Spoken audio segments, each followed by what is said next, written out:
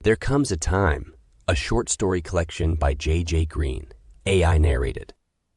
10 science fiction short listens, including sci-fi heroines, time travel, futuristic fantasy, dystopian science fiction, space exploration, Mars fiction, and other futuristic, weird, and horrific stories. There Comes a Time. Traveling 100 years into the future, Karis finds nature has taken back control of the Earth from humans, who seem to no longer exist. She must find the cause of our extinction and avert the course of future history. Tread lightly. Aging war veteran Jeff Finch fought to make the world a better place for all forms of life, but he finds the long-term effects of victory are not to his taste. Return of the Prodigals. Martian colonists return, not as heroes, but as refugees. Breathing space. 9,000 feet below ground, an unknown life form threatens Colin's efforts to retrieve the body of a lost cave explorer. The Last Days of Duane Dayton. Convicted murderer Duane Dayton thinks the worst that can happen is that the file that holds what remains of his consciousness is deleted. He's wrong. Listen to these and 5 other science fiction stories. And don't forget to subscribe to the channel for more free science fiction listening.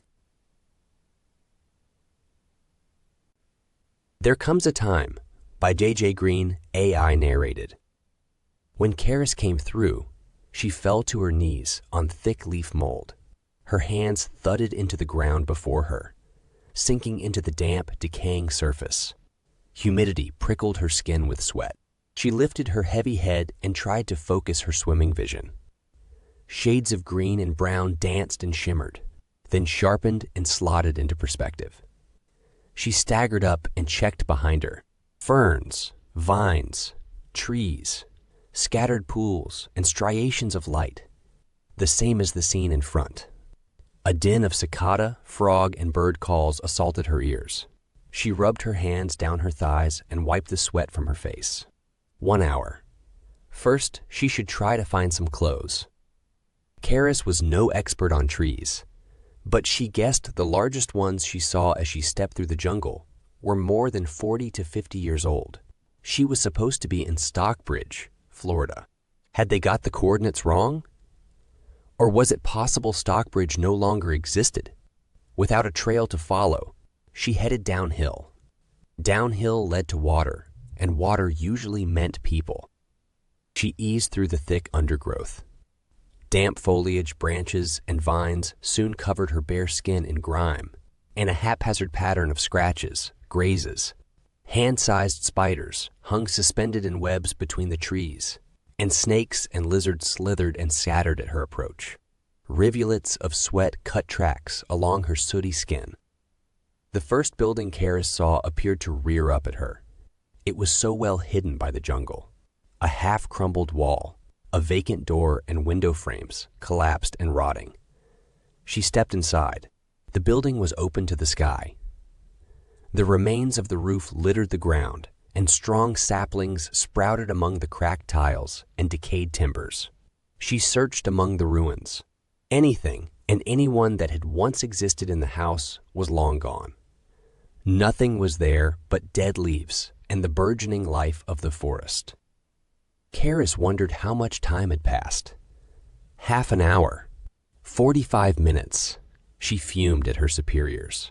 What was she supposed to discover in just 60 minutes? Leaving the building, she surveyed the trees around her.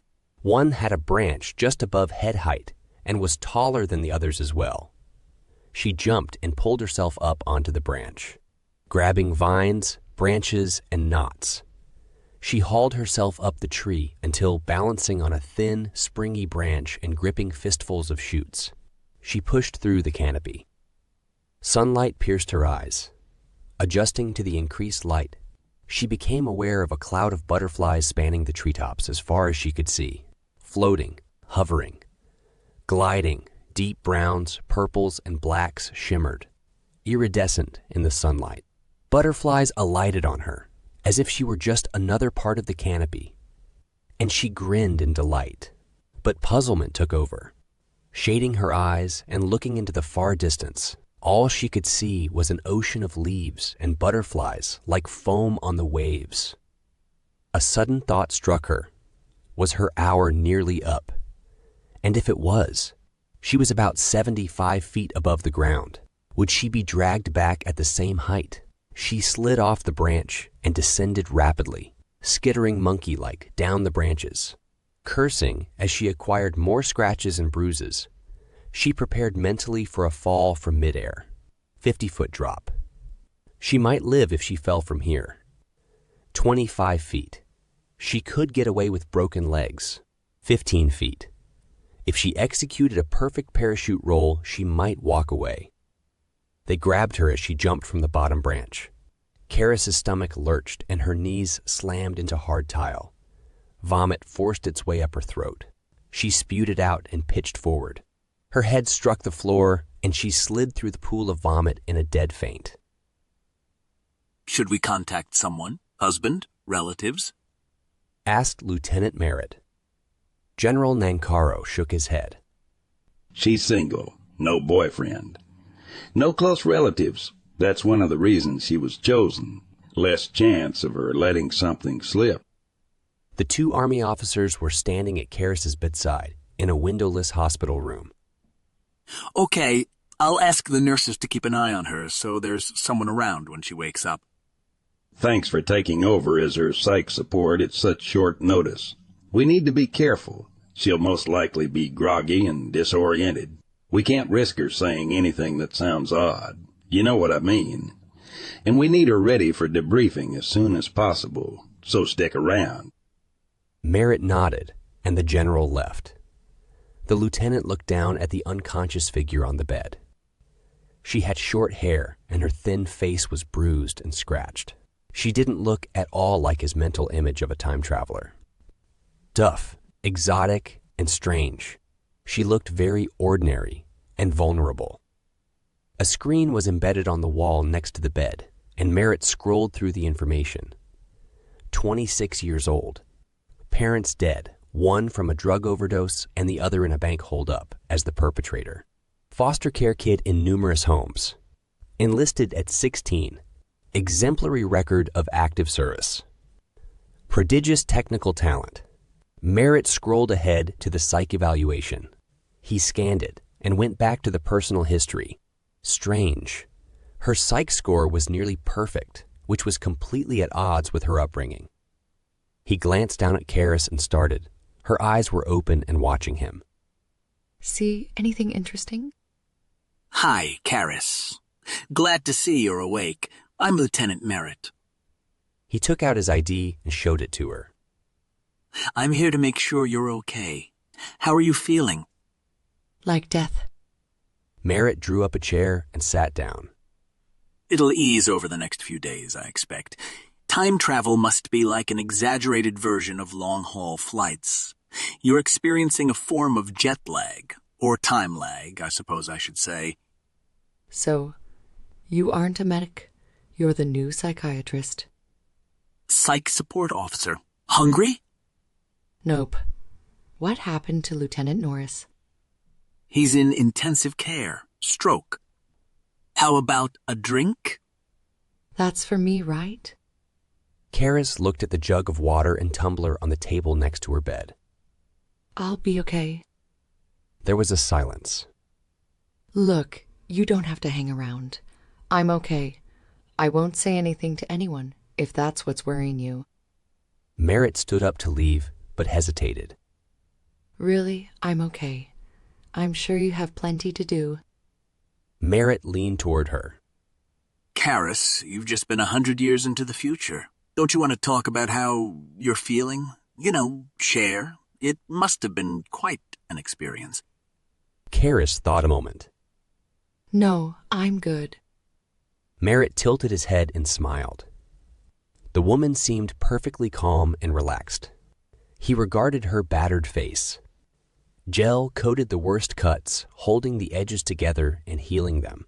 In a few days' time, under the hospital state-of-the-art care, she would be as good as new, and the physical effects of the first extended journey in time would have left as few marks on her body as it appeared to have left on her mind. You sure you don't need anything? Karis shook her head, smiled, and gave Merritt a thumbs up. The next time he saw her was at the debriefing. She stood in uniform before an assembly of most of the highest-ranking military personnel in the country. Merritt scrutinized her facial expression and body language. She appeared entirely unfazed. Nankaro stood and turned to the other officers. I propose we let Corporal Elliott tell us her account, then ask questions. Are we in agreement? Karis spoke for 20 minutes, giving each detail of her experience from start to finish, describing the physical geography, flora, and fauna she encountered, the single, tumble-down building she had found, and the view of endless jungle she had seen. A tutting admiral interrupted. There's surely been some kind of error here.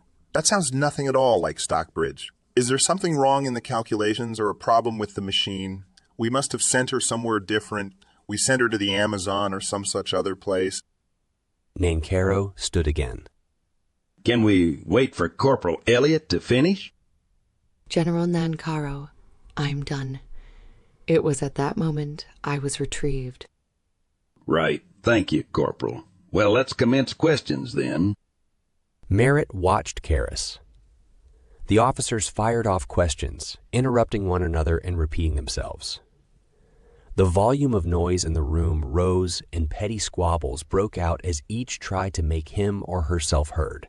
A heated argument on the possibility of global warming creating a jungle in the area broke out. Karis answered each question patiently, giving the same information over and over again. Merritt would have expected anyone else to experience frustration, but Karis only looked bored. He took her back to the hospital for a final physical exam before she was discharged. The autocab whipped through the streets, equidistant from every other vehicle. I have a question for you about your experience, if you don't mind. How did you feel about it? Karis sighed. Look, I know you're just doing your job, but I'm okay. I'm not going to have a mental breakdown or anything. I'm not like that. I know. I'm your psych support, remember? I didn't mean that. I meant, what was it like being there? 100 years in the future. I mean, wow. Karis watched the streets of Stockbridge fleeting past. Clean, neat, sharp-edged, and modern. Glass-fronted stores glinted in the sunlight. The pavements were even, the signs bright. She thought back to the expanse of jungle that, as far as she could tell, would take its place in 100 years' time. She turned to Merritt. You know what? I felt great. It was beautiful. It was alive, you know. So alive. I've never seen anything like it. It was how it must have been before we took over the planet. It's kind of nice to know there comes a time when we return the Earth to a natural state. Merritt tried to imagine. Hey, you're okay. You know, the rest of them. They didn't care. All they wanted to know was where all the people had gone. No one else tried to understand what it was like, how it felt to be there. The second time they sent her, she had 2 hours. A pig, a dog, and a monkey had survived 4 hours in the future, so there was no reason to suppose a human wouldn't survive half that. They had reasoned, and she had agreed.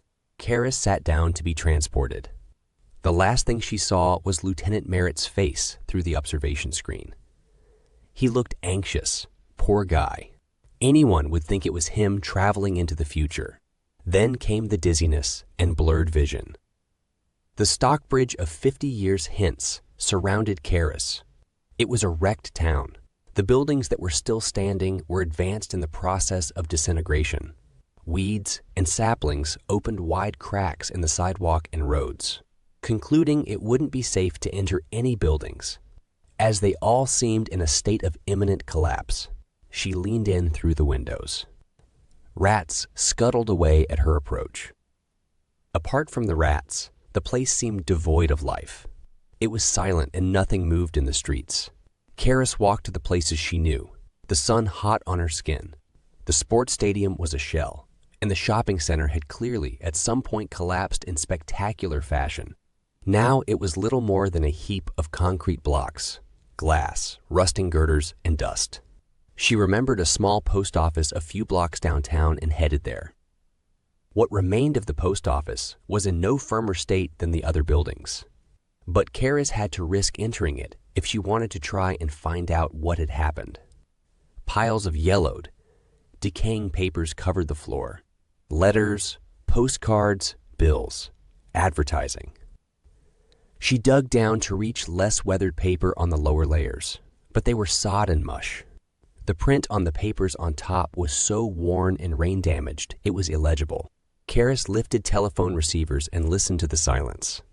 The computer screens were dead and cracked, the wiring rotten. Karis estimated she had about 45 minutes left. Enough time to get to the government buildings if she ran. Her orders were to bring back information on future technologies and survey the broader aspects of civilian life. If there was anyone left at all, they could be there. She ran through the empty streets, the sound of her footsteps echoing from the vacant, desolate buildings. A faint tingle of unease ran down her spine. The absence of life intruded into her senses, and the hairs rose on her neck. The empty windows seemed full of eyes, watching her. What had happened to all the people? Where had they gone? The derelict buildings seemed to be burgeoning with their ghosts, willing her to find out. Karis stopped, resting her hands on her knees. She closed her eyes and shook her head. She stood straight and looked around at the buildings, willing the illusion away. Closing their eyes, the ghosts retreated. In another 5 minutes, she was at the central offices. The wide glass doors had shattered, and glass crumbs adorned the grassy weeds growing through the sidewalk. Placing her bare feet carefully, Karis stepped inside. The ground floor had retained its ceiling, and the interior was dark. Karis waited a moment to allow her eyes to adjust, but she knew she had only a few minutes left. Squinting into the shadows, she walked through the reception area. Her foot caught, and she stumbled. Turning back to see what had tripped her, she gasped. Rotten clothes hung from a skeleton. She stood and swiveled, surveying the room. Similar heaps were scattered across it. Bones and skulls, yellowed and stained, made disorganized piles on the floor. Karis's hackles rose as she felt herself grabbed back. After the vomiting came oblivion. Merritt offered to take Karis out to eat after the debriefing, and he wasn't surprised when she accepted. Her demeanor was altered, and it wasn't due to the arguing, shouting, and chaos of the meeting. She was preoccupied and anxious, and he noticed her hands trembled. She was as laconic at dinner as she had ever been, however, and they ate in silence for a while. You want to talk about it? When she didn't hear his question for the second time, he placed his hand on hers. She pulled her hand away. Merritt raised his hands. Just trying to get your attention. Oh, sorry. It sometimes helps to talk things through. Karis sighed and closed her eyes. I know. I do know that. It's just I'm not used to Feeling bad about stuff. feeling bad about stuff. That's a good way of putting it. It's normal. Hell, if I'd been thrown into the future and dragged back again, I'd be a wreck. Lieutenant Merritt. Call me Ben. Ben, I've seen death. I've seen it happen to enemies and to friends. And I've stared it right in the face. Death's terrible, you know, but it is what it is. It comes to all of us. But that place. Ben, there was nothing. Nothing but rats and silence. She shuddered. And it's the future. That's what's coming, right? No one knows, Karis. It's a possible future, certainly, but we don't know whether it's the only one. Some theories say time is already complete and part of the physical universe, that we're only experiencing the illusion of traveling through it. Others say there are multitudes of futures, each decided whenever there's a choice of possibilities. That's one of the things they're trying to find out by sending people like you through. Only What? the individuals that go through must be psychologically robust. You know the transporter only works for living things, so you can't take any recording equipment with you, and you can't bring any artifacts back. The reports you give must be reliable and not influenced by your mental state. Are you telling me I'm not fit to take the next run? No one even knows whether there will be another run. I'm fine, Ben. I'm fine. Come on, don't tell them I'm not fit. You should have seen that place. We've got to find out what happened, so we can stop it happening. Don't tell them I'm not fit, please. Karis, as far as I'm concerned, you're experiencing a normal reaction to what you saw. You just need to talk it through. I don't think you're unstable at all, but talk, okay? While the president, the cabinet, the generals and admirals debated and argued over how to proceed with investigating the future, Karis and Ben met daily for counseling sessions. Karis talked about what she had seen and how she had felt in the future Stockbridge, about her time in the Army, the tours she'd been on, and her childhood going from foster home to foster home to foster home. Do you want to talk about how it felt? A new home, a new family every year, or even more often? Asked Ben one day. Karis shrugged. It wasn't so bad. They were okay. The foster parents, others had it worse than me. Ben laughed and put down his pen. Did I say something funny? I'm sorry.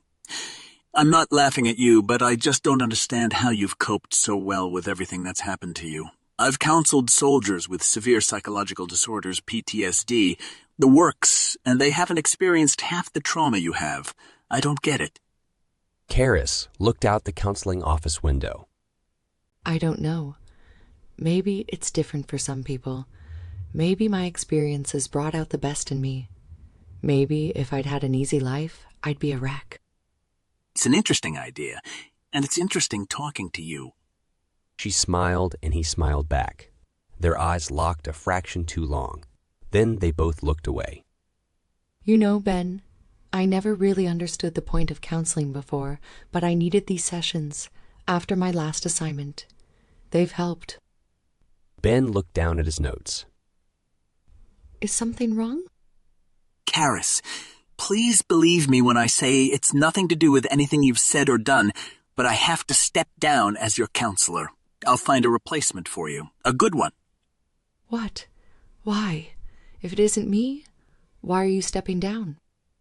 I'm afraid my professional code of conduct forbids me telling you that. Then don't tell me as my counselor. Tell me as a friend.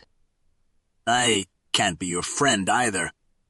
She looked at Ben across the low coffee table that separated them.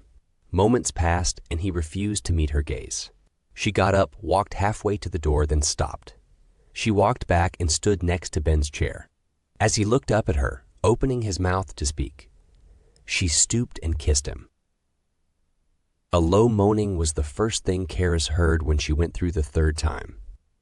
Ben's smiling face through the transporter room glass was still in her mind as, blinking her vision clear, she saw movement ahead, a beggar staggering toward her. She sidestepped, but he grabbed her arm and pushed his face into hers. Help! Help me! Karis turned her head to escape his foul exhalation and grabbed his arms to hold him away from her. She looked around, but the street was empty except for the two of them. She pushed the beggar gently away and stepped back. I'm sorry, but as you can see, I need to find some clothes. She walked quickly away. When she had turned a corner, she slipped down the side path next to a house with no cars on the drive. Trying the back door, she was surprised to find it open. The house was empty, and it looked as though the family had left in a hurry. Dishes thick with mold filled the sink, and an unemptied rubbish bin sent out a stench. Upstairs, she put on clothes she found among the many left in the open wardrobes. She looked out the bedroom window. It was about 3 p.m, but the street was empty. No one in the yards, no cars, no pedestrians, not even any kids playing on the sidewalk. Karis felt her knees buckle, and she sat down on the unmade bed. The beggar, the hastily vacated house, the deserted street. This was only 2 years in the future. Whatever disaster was going to befall them, it was going to happen within 2 years. They had 2 years left.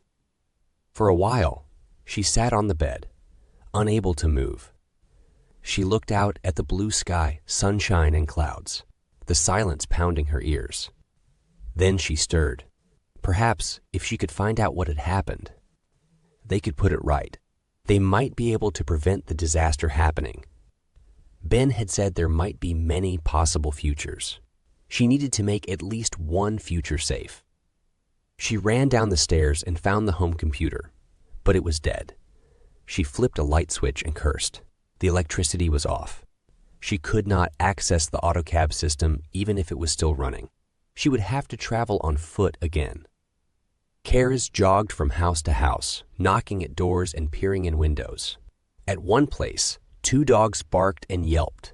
The sun sank lower. She ran through street after street. She could not find a single human being. Then she saw the front door to a house standing open. As she drew nearer, she smelled a terrible stench. She knew what it meant, but went inside to investigate anyway. Downstairs was empty, so she went up to the bedrooms. A busy hum of flies came from the master bedroom. A brief look inside revealed what might once have been an old couple, lying in each other's arms. She ran to the next house. The front door was unlocked. Opening it, she was greeted with the same stench, and at the next house and the next. She ran down the street. She stopped and sank to her knees. For a moment, she hugged herself, rocking, then forced herself to her feet. Blinking back tears, she looked around, got her bearings, then set off at a sprint. As she neared the hospital, she noticed banners draped across the signs. "Hospital full," they said, in large capital letters. "Please return home. Wait for assistance." Panting, she slowed to a walk. The hospital grounds were deserted. The ambulance bay was open. The automatic doors to the reception area stood apart. She stepped through, and a nurse in a surgical mask and dirty scrubs ran up. "Who are you? Have you come from the government? Have you brought supplies? Are they going to turn the electricity back on?" No, I'm sorry. "You're a patient. We can't take any more. We can't help you. You have to go home." I'm not a patient. I just want to know what's going on. "You want to... Where have you been?" The nurse's eyes grew wide above her mask. "If you haven't been in contact with anyone, you might stand a chance. Get away now. Go back wherever you came from." Please, tell me what's happening first. "It's a virus. It takes a few months to kill you, but it's deadly and extremely contagious. Skin contact, breath, anything. No one knows where it came from, but it started here in Stockbridge and it's spreading everywhere. If you haven't touched anyone with it, you might be okay." If I haven't... Karis remembered the beggar. No. She looked at the sun. How long did she have? 5 minutes. 10. She pushed past the nurse. "Don't touch me! Where are you going?" Karis started stripping her clothes. I need a pen and a scalpel.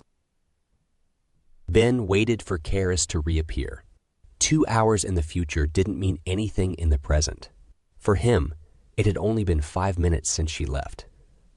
1 second, the transporter was empty. The next, she was there. He stared.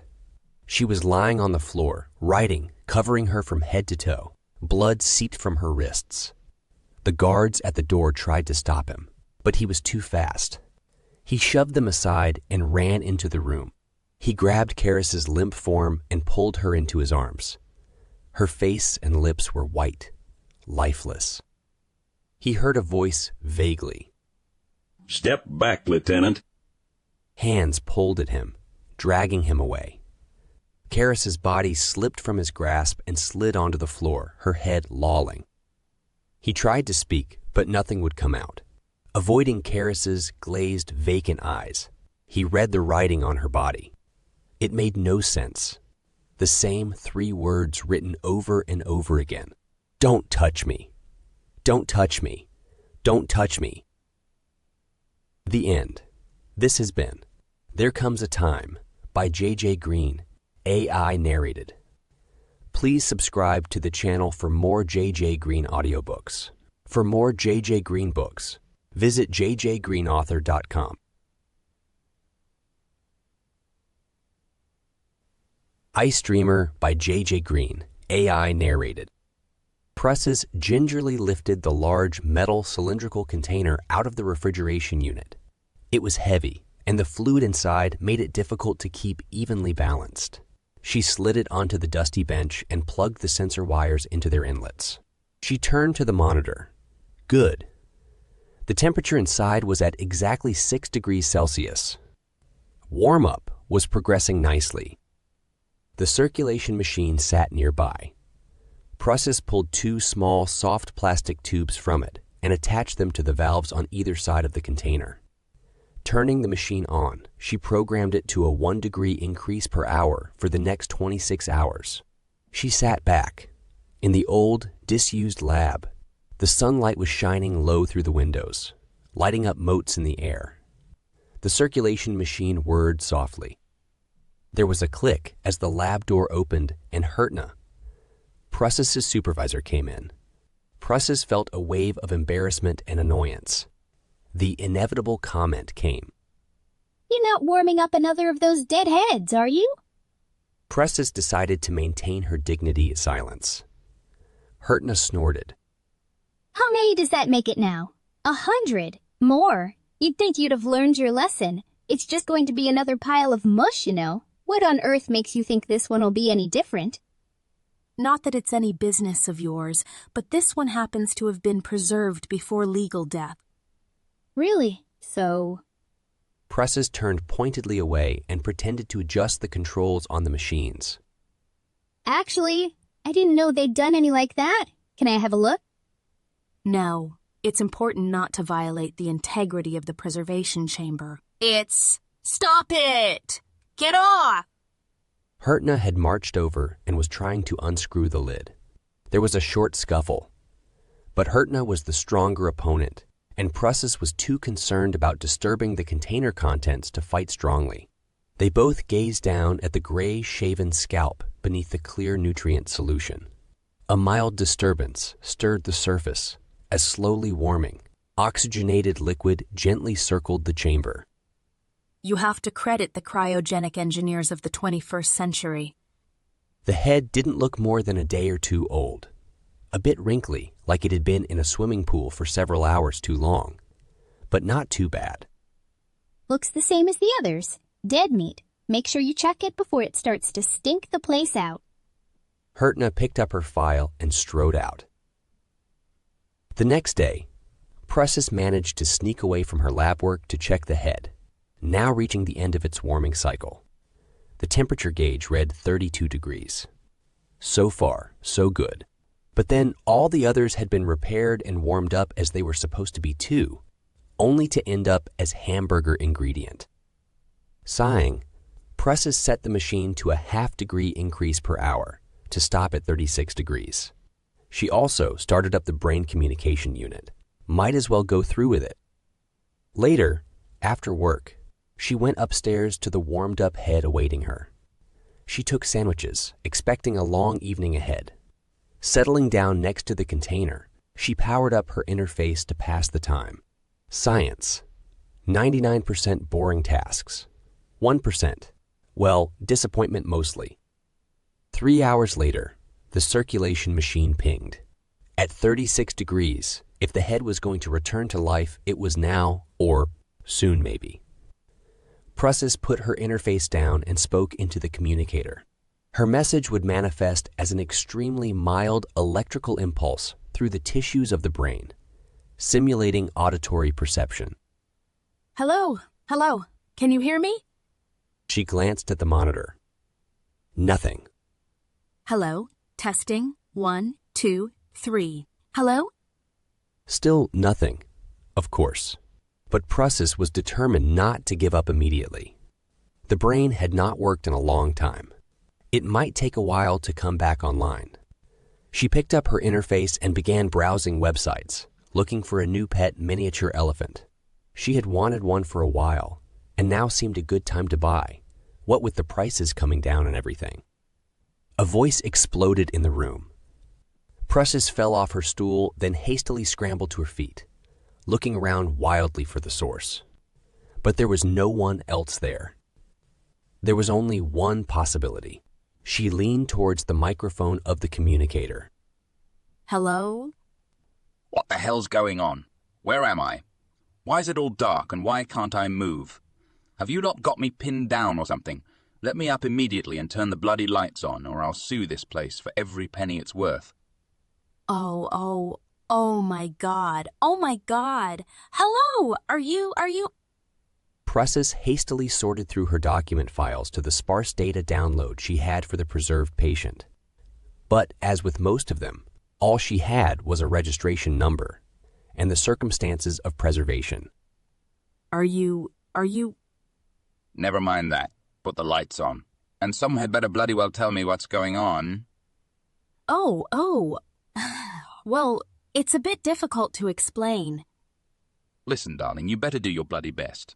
I haven't got time to be lying around. I want answers. Now. Oh, okay. Precious thought madly.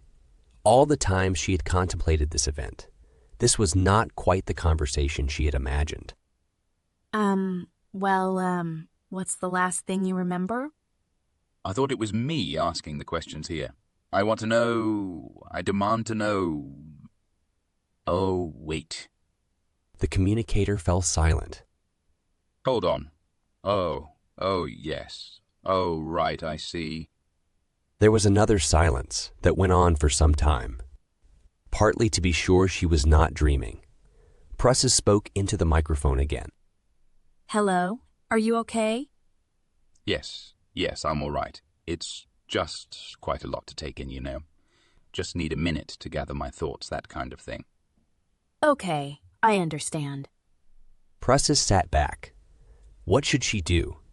In all the many attempts she had made to bring a brain back to life, she had never bothered to find out what you were supposed to do if you actually succeeded. Was there even a procedure in place? Maybe there had been 50 years ago when it was first attempted, but since no one had ever managed it, any supporting guidelines were not easy to come by. Hey, you. I've got a few questions. My name's Precious. I don't care what your bloody name is. Now tell me, what year is this? Precious didn't answer. Did you hear me? What year are we in? She remained silent. Oh, all right, Priscilla, or whatever. Precious. Prussis, got it. So, what year is it, Prussis, my dear? It's 2278. Bloody hell. 2278. I don't believe it. That's nearly 250 years in the future.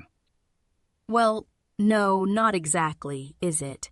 I mean, this is the present, and you're... By the way, who are you? What's your name? What's my name? You mean you don't know? Who are you? Where am I? Well,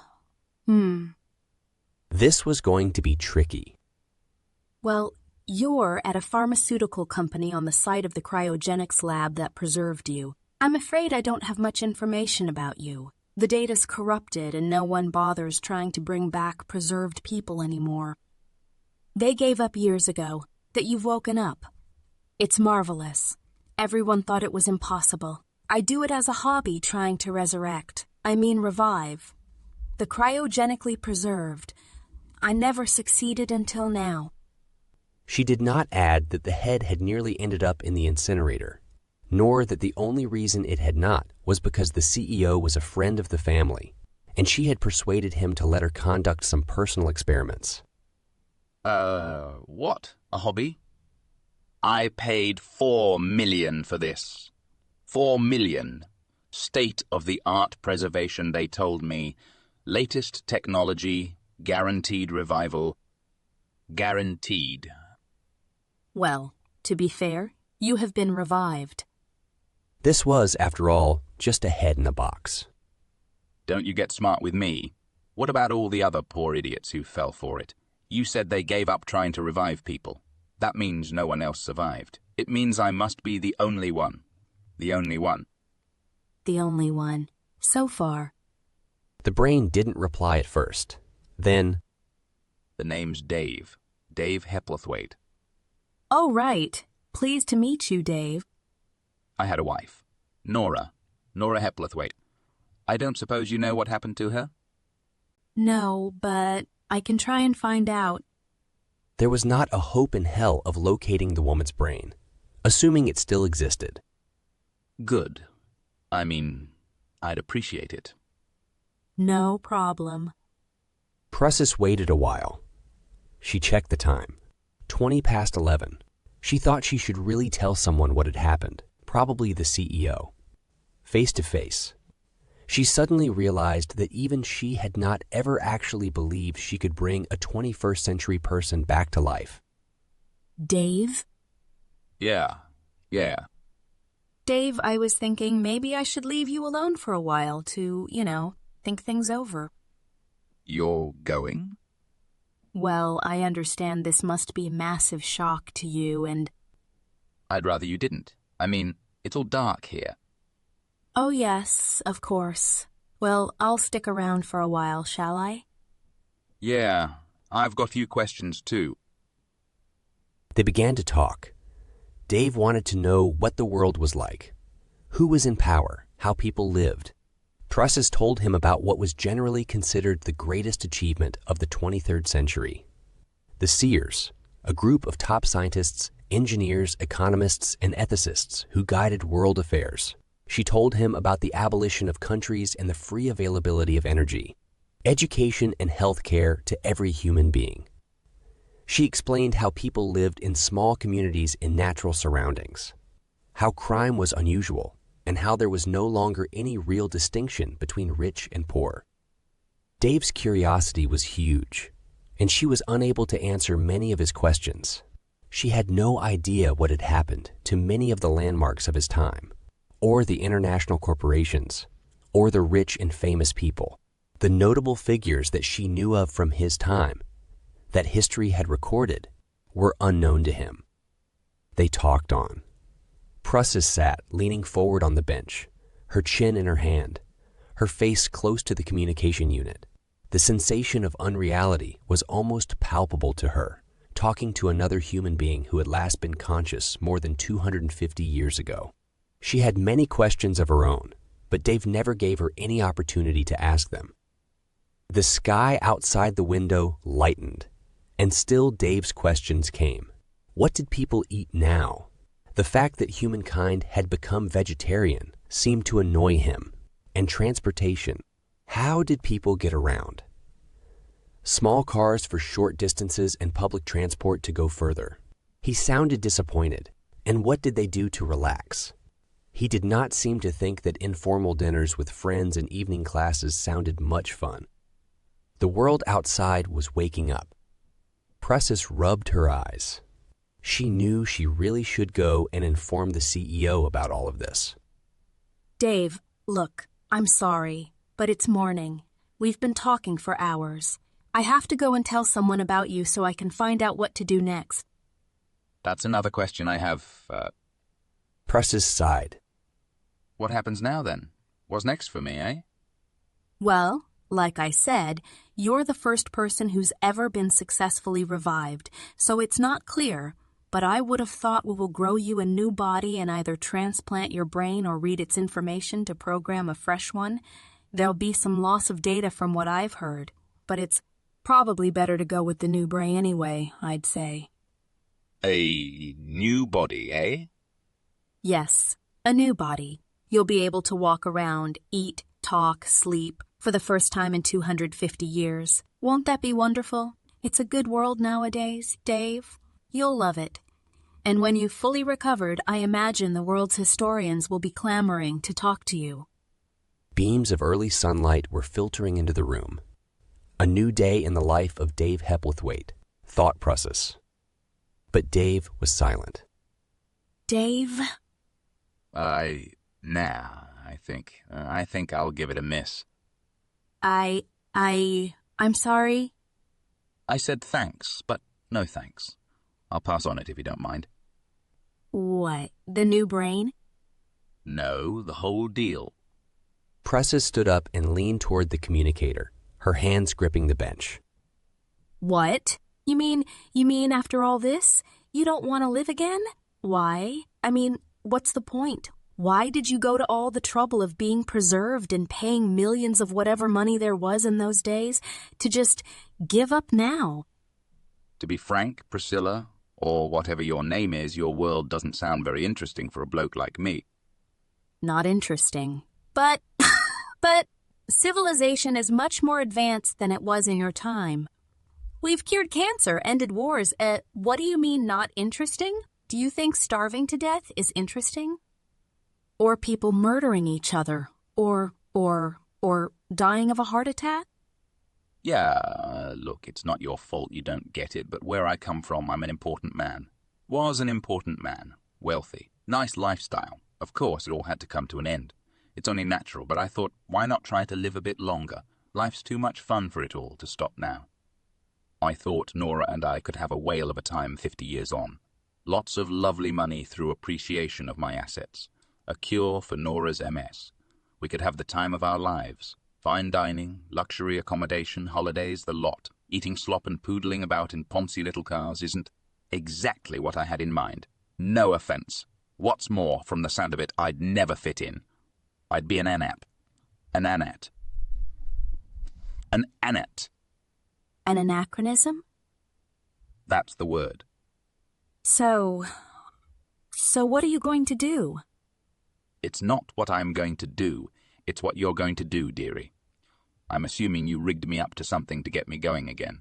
Well, just turn me off then. Easy. You want me to disconnect you, so your brain, you'll die? Yep, that's the idea. You've got it in one. But you're the very first head I've managed to revive. You're the only head that's ever been revived. Now you're not going to get all selfish on me, are you? It is my head after all. I think I should be able to do what I want with it, don't you? Unless...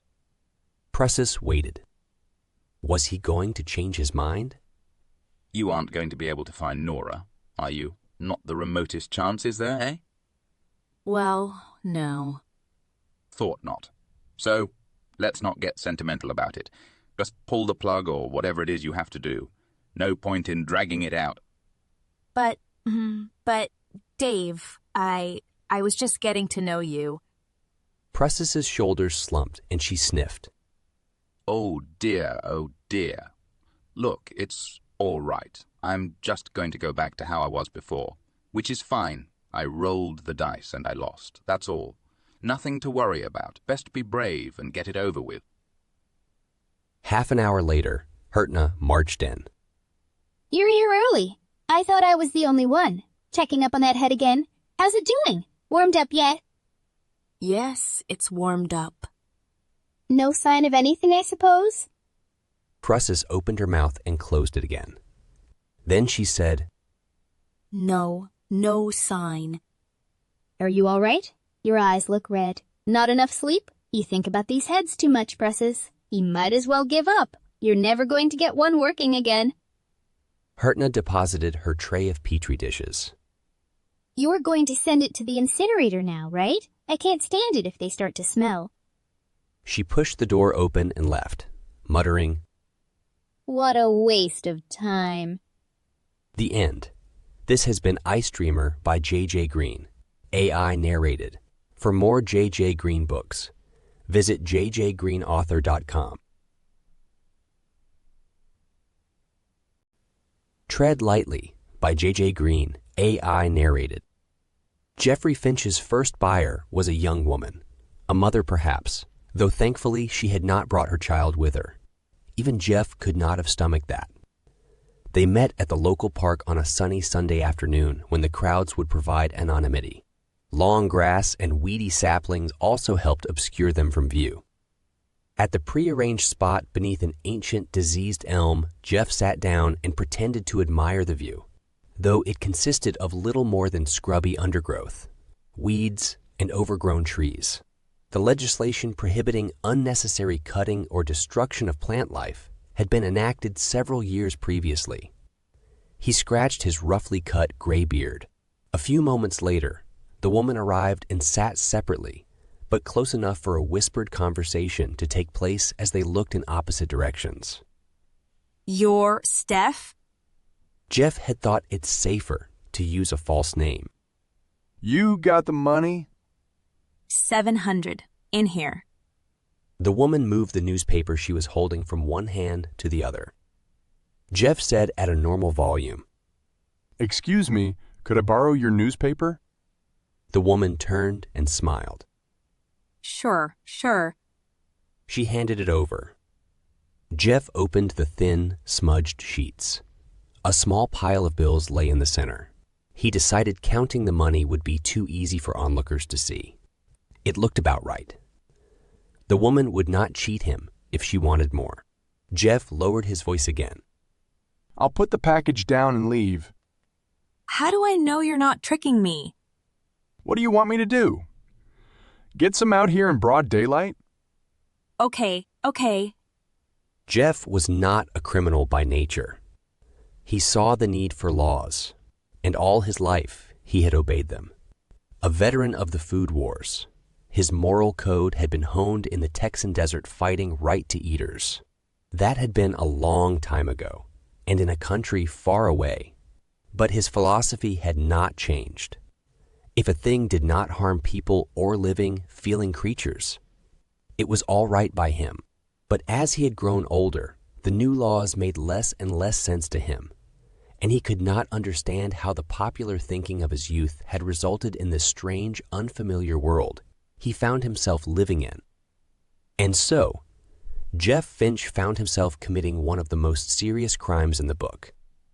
Sweat trickled down his forehead, and he started to reconsider the whole idea. This could be a setup. Maybe the woman wanted him to open the package and show her the contents to prove his guilt beyond doubt. Maybe she did not want him to walk away because he would have a better chance of escape. Once the package was out of his hands, he could deny it was his at all, unless they had him on tape. Jeff scanned the crowd and the surrounding landscape. He could not see anyone watching, nor anything that looked like a camera in the trees. But the place was busy, and it was hard to tell. Hey, you gonna leave that package or not? You scamming me? Jeff's heart was pounding. Hands trembling, he placed the package on the ground. He got unsteadily to his feet and set off, half walking, half running. He cursed his inability to saunter away as he had intended, but his feet seemed to have a mind of their own, carrying him swiftly, awkwardly away. He did not stop until he reached home. It was only when he was inside his house, and his front door was closed and locked behind him, that he allowed himself to relax. Leaning back against the closed door, he panted. He felt faint from the adrenaline coursing through his body. A thought struck him. What if the police knew all about his little scheme and were waiting for him? His throat constricted. He held his breath and listened. Far off, stray dogs were barking at each other, and outside in the street, a bicycle squeaked slowly past. Jeff realized that if the police were already onto him and were inside his house, they would have found everything and arrested him by now. He exhaled with relief. He went into his bare, cold kitchen and slumped down on the single chair, putting the newspaper containing the money on the table. Despite the apparent success of his sale, Jeff was not pleased. He had started his cultivation scheme for personal use only, but electricity was so expensive, he had realized he would not be able to sustain production without selling the surplus. Things would be so much safer if he could keep everything entirely to himself. At his age, he wasn't sure how long he could stand the stress of transactions similar to the one he had just experienced. To take his mind off his fears, Jeff went to his attic to inspect his plants.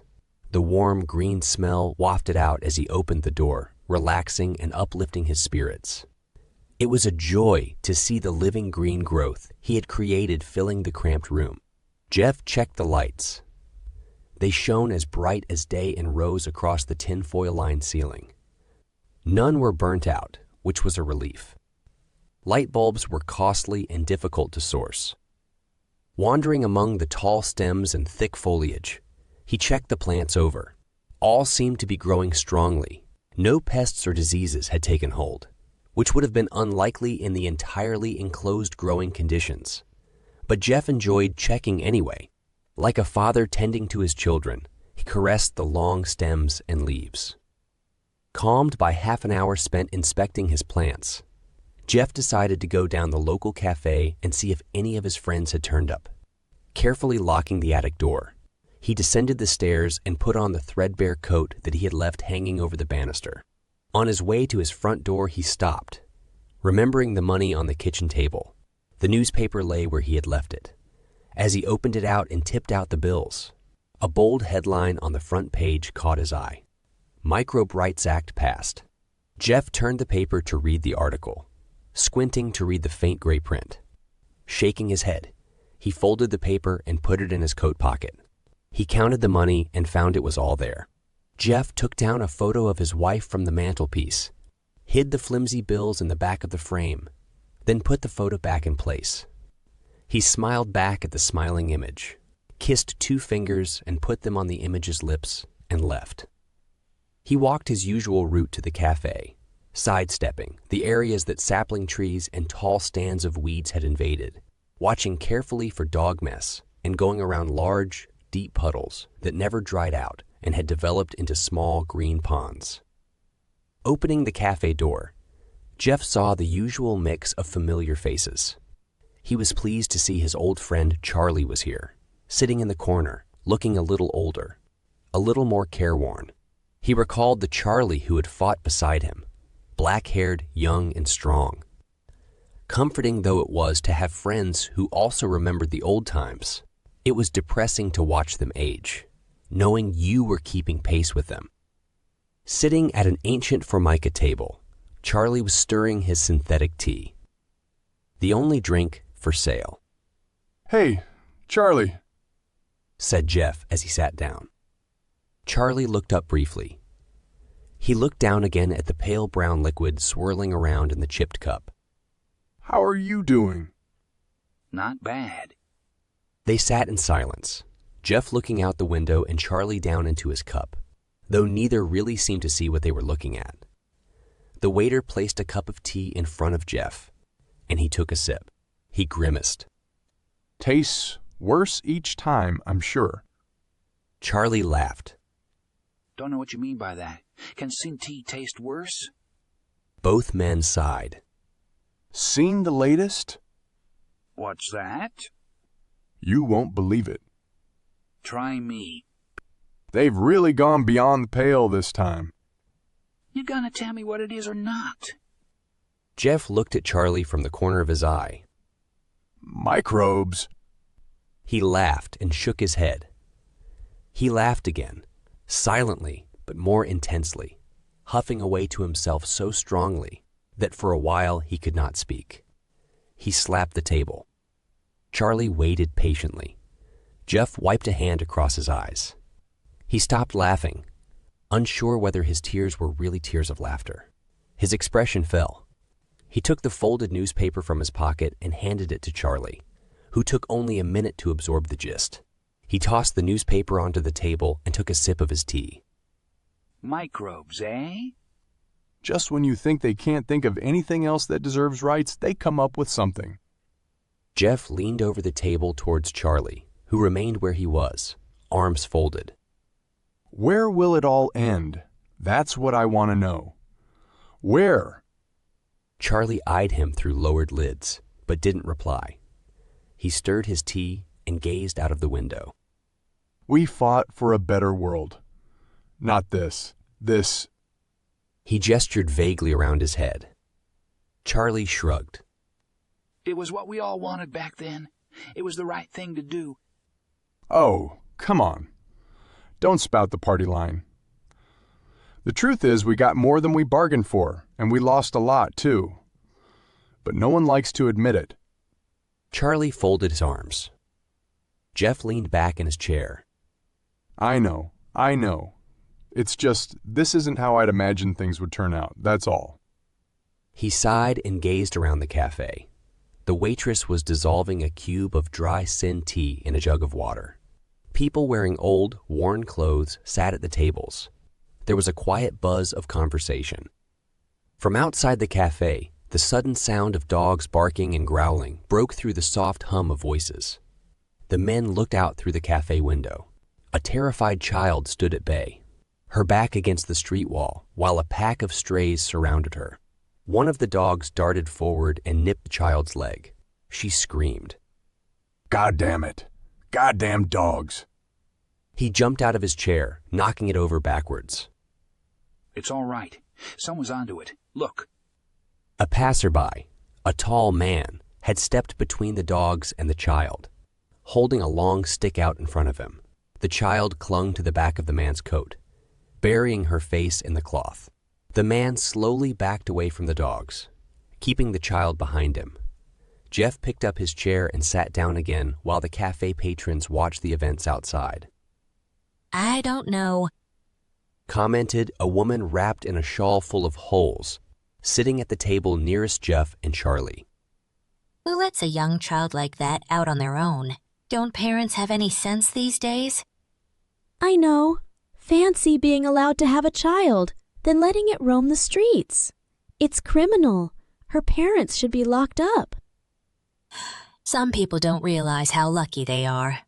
If parents can't take better care of their children, they should take the kids off them. Give them to someone who'll appreciate them. That's what I think. Too right. The women returned their attention to the scene. The man and child were farther down the street, and the dogs were starting to lose interest. He didn't hurt the dogs, did he? No. Silly girl must have done something to provoke them. Yeah. Kids never learn, do they? Jeff ground his teeth. If my wife and I had been allowed to have kids, I would have whacked any dog that came near them. Open-mouthed, they stared at him without response. His comment had been loud enough to be heard by others sitting nearby, who also turned to Jeff with looks of alarm. Now then, Jeff. Charlie reached out to pat his friend's arm, but Jeff snatched it away and stood up. He turned to the cafe patrons. Dogs before children? You're mad. All of you. Insane. Jeff. Charlie stood up. I'm off. I've had enough of this. Jeff strode to the cafe door. Hey, wait a minute. Charlie hurried after him. Jeff paused. Outside? The cafe customers had not lost their interest in Jeff and were watching curiously. Charlie closed the door behind him. He took Jeff by the arm and marched him a few steps before stopping and turning to face his friend. I've been meaning to say something for a while. I don't know exactly how to put this. I think you should be more careful. What do you mean? Charlie looked both embarrassed and annoyed. You know what I mean. Jeff felt a tingle of fear. I don't think I... Look, I can smell them on you, and if I can, others can too. Jeff scrambled for a reply. What? How do you... My father used to be a grower, back when it was legal, and look at your hands, you idiot. Jeff looked down and turned his hands palm upwards. They were covered in green smudges from where he had been examining his plants. Cold fear crept over him. He had had no idea it was so obvious. But I'm not harming anyone or anything, Charlie. I'm giving things life. What can be wrong with that? I'm not doing any harm. You understand, surely. Charlie's only reply was a hard-faced stare. I mean, thanks. For the warning. It's only because you're an old friend. I don't approve, and I'd appreciate it if you kept your distance while you're at it. I don't want anyone getting the impression I've got anything to do with your activity. He leaned close to Jeff's ear. Where do you think the electric's coming from for your little operation? And the water? He shook his head. It's easy. Tread lightly. It's all we have to do. Charlie didn't wait for a reply, but turned and walked away without looking back. On his way home, the trembling and sweating Jeff had experienced that morning returned. He'd only wanted a little bit of variety in his diet. Selling the extra was just a sideline. Sin strips, sin soup. Sin tea. They got boring after a while, but Charlie's revelation filled him with fear. He turned the corner into his street, which was almost empty, with just a few other walkers navigating the cracked, uneven pavement, grass, and weeds. Jeff saw the quick flash of a rat's tail disappearing down a drain. How had putting a stop to cruelty, ignorance, and destruction turned into this? He felt stooped and old, too old to figure it all out. He resolved to dismantle his growing setup as soon as he got home. He could let the plants rot in his attic, and no one would ever find out. He had had his fun. But now it was time to be sensible. His small pleasure was not worth dying for, and he did not want to spend his final years living in fear. He would just have to accept things the way they were. His intentions filled him with relief, and he began strolling happily. Opening his front door, Jeff could smell the green smell from the plants in his attic. In his relaxed state, it took a moment for the realization of what this meant to hit him, a moment too long for him to even try to run. As he stepped into his home, a hand grabbed him roughly and slammed him against his hallway wall, cracking his head. He attempted a muffled, dazed protest, but the hand was unforgiving, pinning him against the wall by the scruff of his neck. Jeffrey Finch. Jeff tried to nod. Turn him round. Jeff found himself spun around by his shoulder. He staggered as the hold on him was released. He felt blood trickle from a cut on his forehead. You are Jeffrey Finch. Jeff looked at the people standing in his hallway. 5 police officers. Jeff's heart sank. He could not speak. He nodded. The man in charge held up 4 tomatoes for him to see. They were red, ripe, and smelled delicious. You grew these? Jeff could see no point in denying it. He nodded again, a tear trickling down his face. There was no trial. Jeff admitted his guilt. It was a foregone conclusion, and when he thought it over, he realized he was tired of life anyway. He did not recognize the world he lived in anymore, and he could not understand where or why exactly everything had changed. He had only a week to wait. He spent the entire time in his cell, his face turned towards the wall. At last, the guards came for him. They took him to a small room containing a hospital bed, a doctor and 2 nurses. Jeff noticed the restraints on the bed. He spoke the thought at the forefront of his mind. Will it be quick? Quick? In what sense? The doctor stopped checking the various hypodermics on a tray and regarded him, puzzled. I mean, will it be over quickly? I don't mind dying, but I'd rather get it over with, you know? A look passed between the medical personnel and the guards. No one seemed keen to answer the question. Finally, the doctor took it upon herself to break the news. Mr. Finch, you aren't going to die. An expression of joy filled Jeff's face. He started forward and turned, staring at the others in the room, but none would make eye contact. The guards readied the batons in their hands. Jeff's face fell into a confused frown. But my crime carries the death penalty. You have lost your right to life. So, do I just get life imprisonment or something? I'm afraid you misunderstand. You have lost your right to life, but your body is host to billions of microbes. They haven't lost their right to life. If we kill you, we kill them too.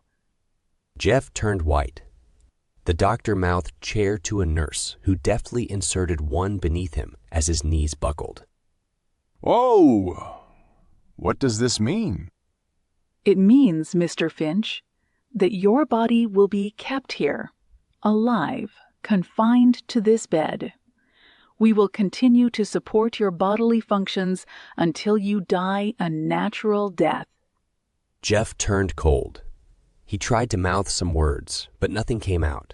The doctor signaled to the guards, who lifted him from the chair and strapped him to the bed. He stared up at the ceiling. The doctor's face appeared in his field of vision. The sentencing judge has granted you an act of mercy. You can choose to be conscious or unconscious during the process. But Jeff couldn't find words to reply. Conscious or unconscious? Mr. Finch? Mr. Finch? The end. This has been Tread Lightly by J.J. Green, AI narrated. For more J.J. Green books, visit jjgreenauthor.com. The Last Days of Duane Dayton by J.J. Green. AI narrated. Duane's hands closed around Meryl's neck, stifling her screams to harsh, guttural choking. Her terrified eyes widened. Yes, this time he was really going to do it. She twisted and squirmed. She tore at his fingers, reached up to claw his face. But his arms were longer, and he pulled his head out of harm's way. She dug her nails into the flesh of his hands and arms. But the pain only drove him on. Legs thrashing, she heaved and wrenched as her face turned purple and her eyes bulged. Her lungs fought to draw air.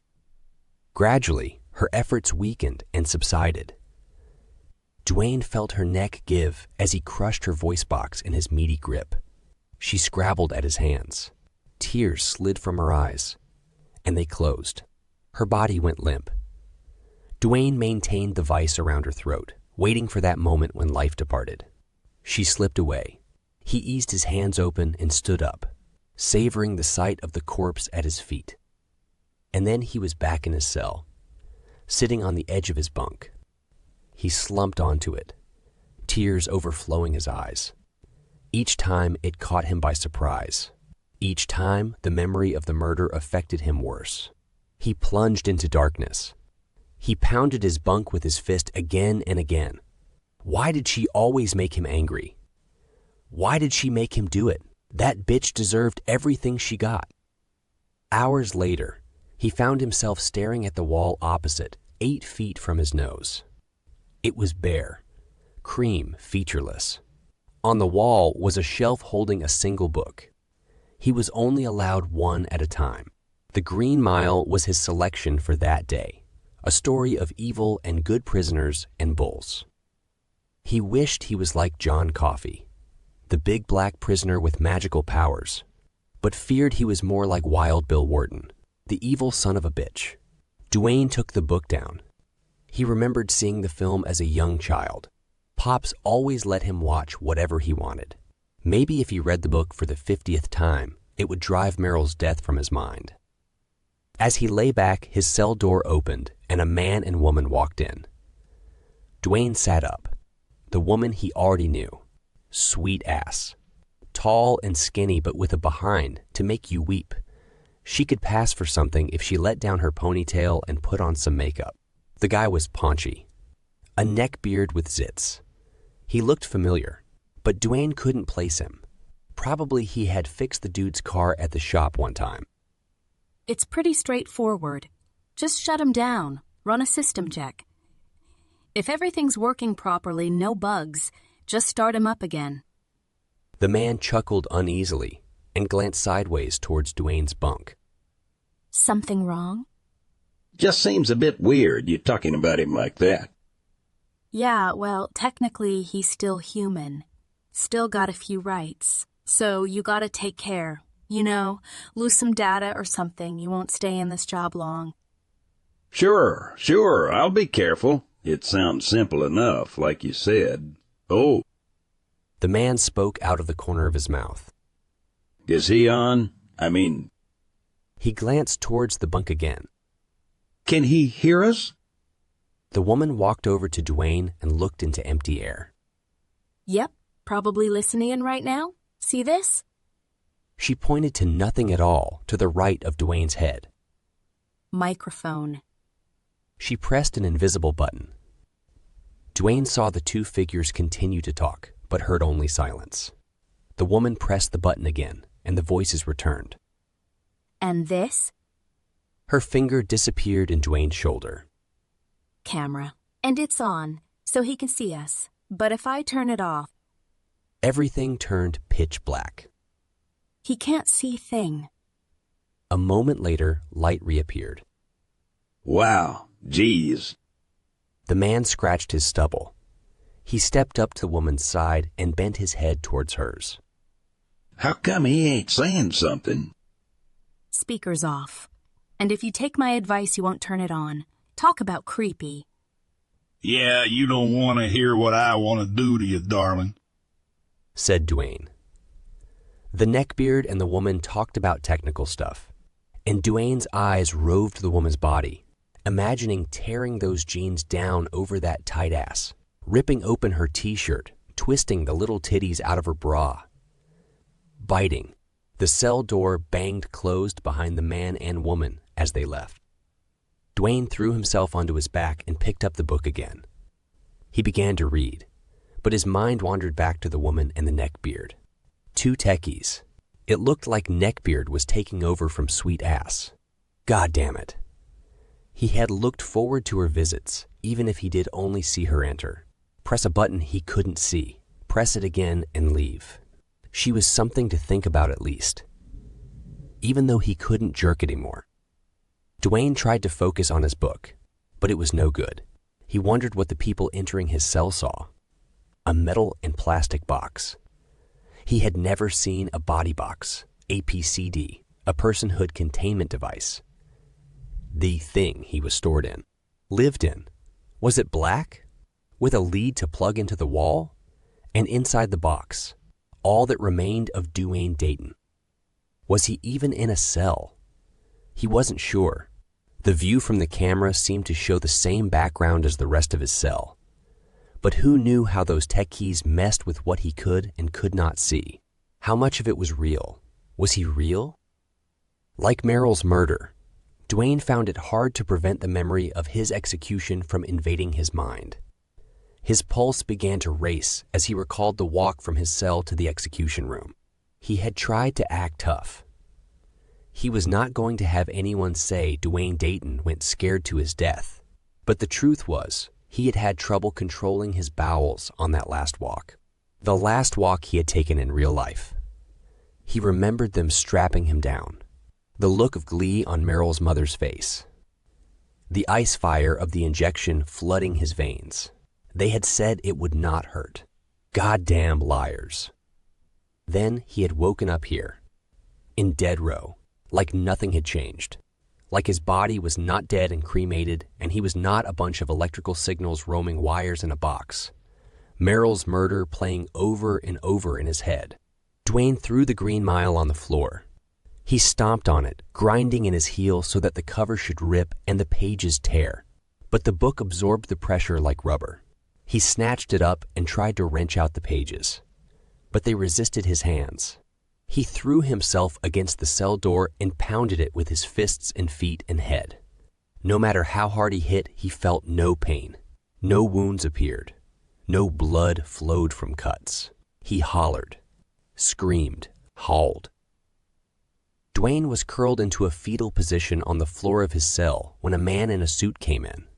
The man walked through the prone Duane and the Green Mile and pulled over the cell's single chair to opposite Duane's bunk. He pressed the invisible speaker button and sat down. Mr. Dayton, it's Markham here. I've come to update you on your case. Duane stayed on the floor. Mr. Dayton, fine. I asked the administrators to... I'm here. I'm listening. Duane pushed himself to his feet and dropped onto his bunk in front of the lawyer. He sat where he could pretend he was making eye contact with the man. I'll come straight to the point, Mr. Dayton. Mrs. Butler's family argued very strongly against your reassignment in court today. They had prepared excellent victim impact reports. Excellent reports, huh? I thought you was on my side.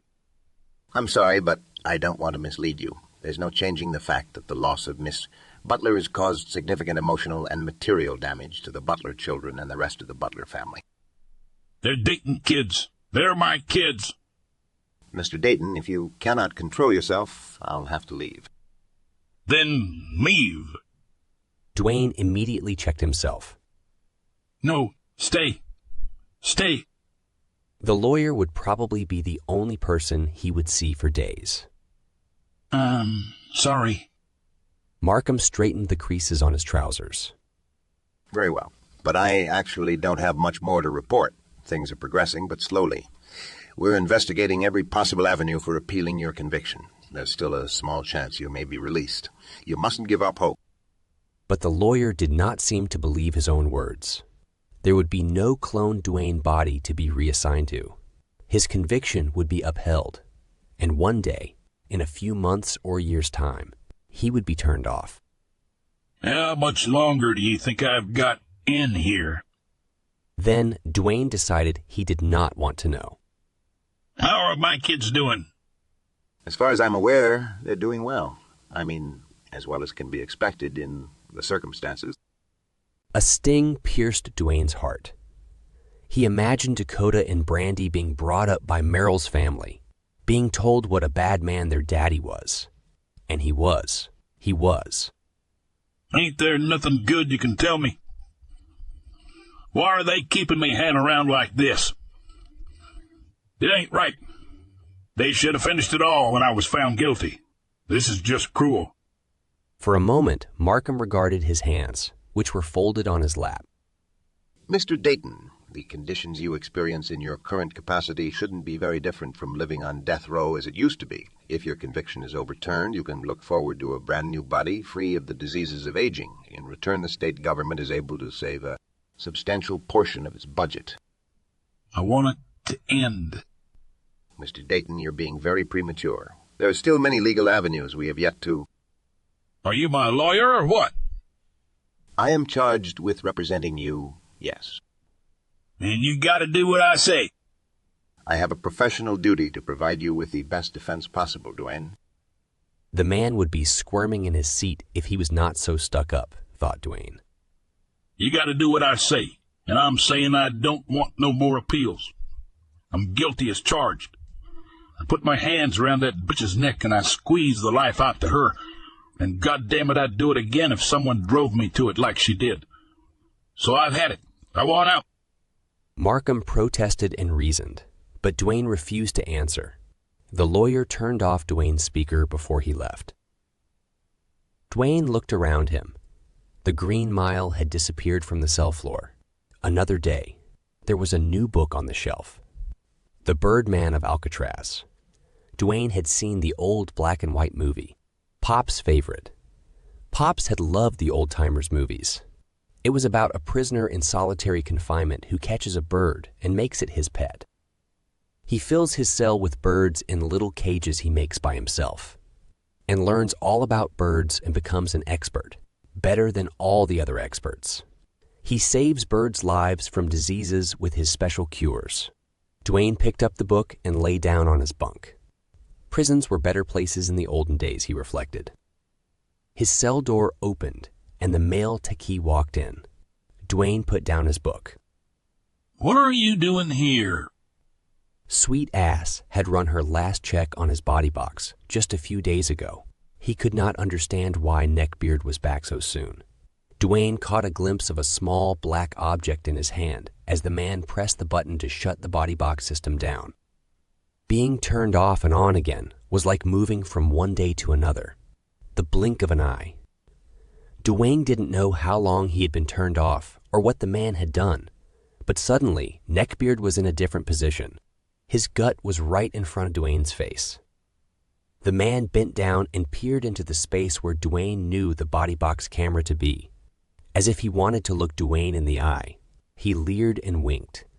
Once more, Duane thought he knew the man from somewhere. Was he another regular at his bar? A neighbor? And what was that wink about? The Gunslinger, To Kill a Mockingbird, Papillon, Midnight Express. The days passed. Duane saw no one but Neckbeard, who he concluded must be entering his cell so often in preparation for the grand turning off. He wondered how they would do it.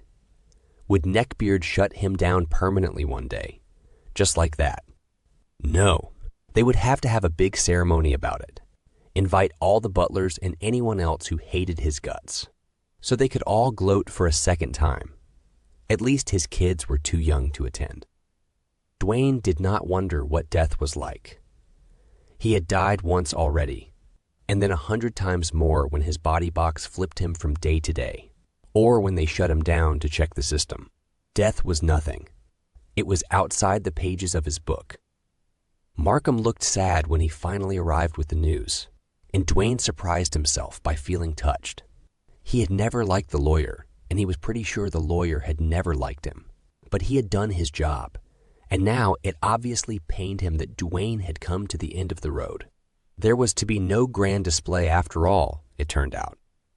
Despite the act they put on, the state government did not really see prisoners living in body boxes as real people, and it thought that simply erasing their data was an acceptable way of putting an end to what was left of them.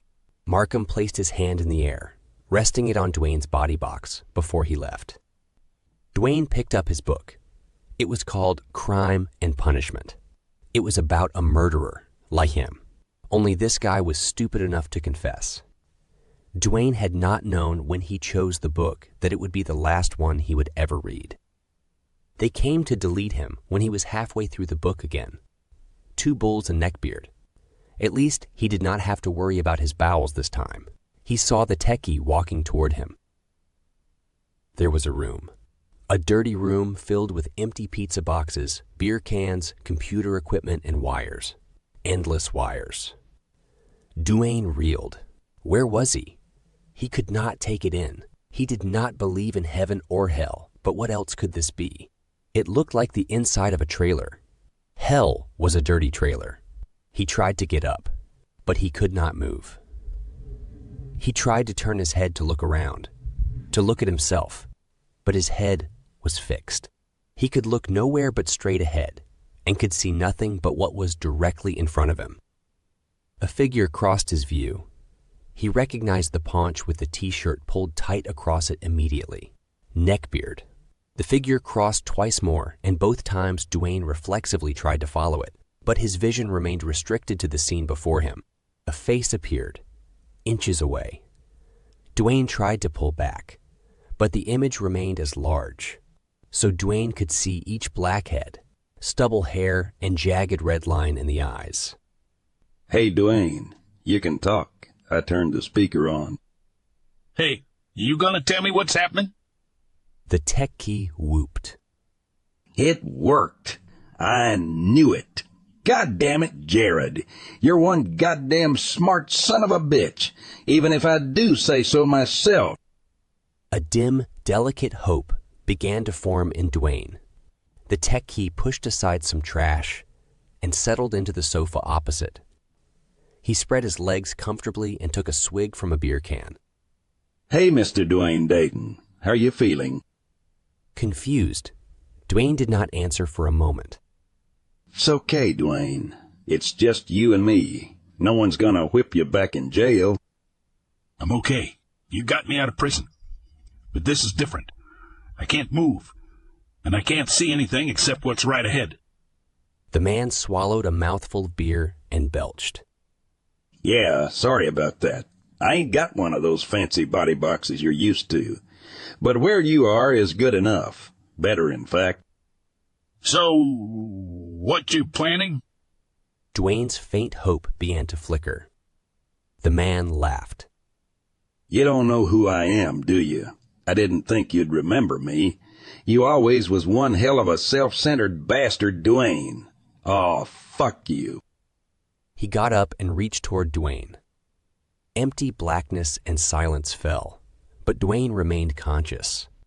He waited to see what would happen. Nothing. He was blind and deaf. He could not move or feel. Duane panicked. He raked his memory. Who was that man? He had called himself Jared. Jared. Jared. Jared. Duane ran through all the people in his past. Drinking buddies, guys down the bowling alley. Kids he grew up with. He could not remember a Jared. Maybe he was a friend of someone he knew, or... Oh, God. Jared was here again. He staggered a little as made his way back to the sofa. Jared, Remember me now, boy.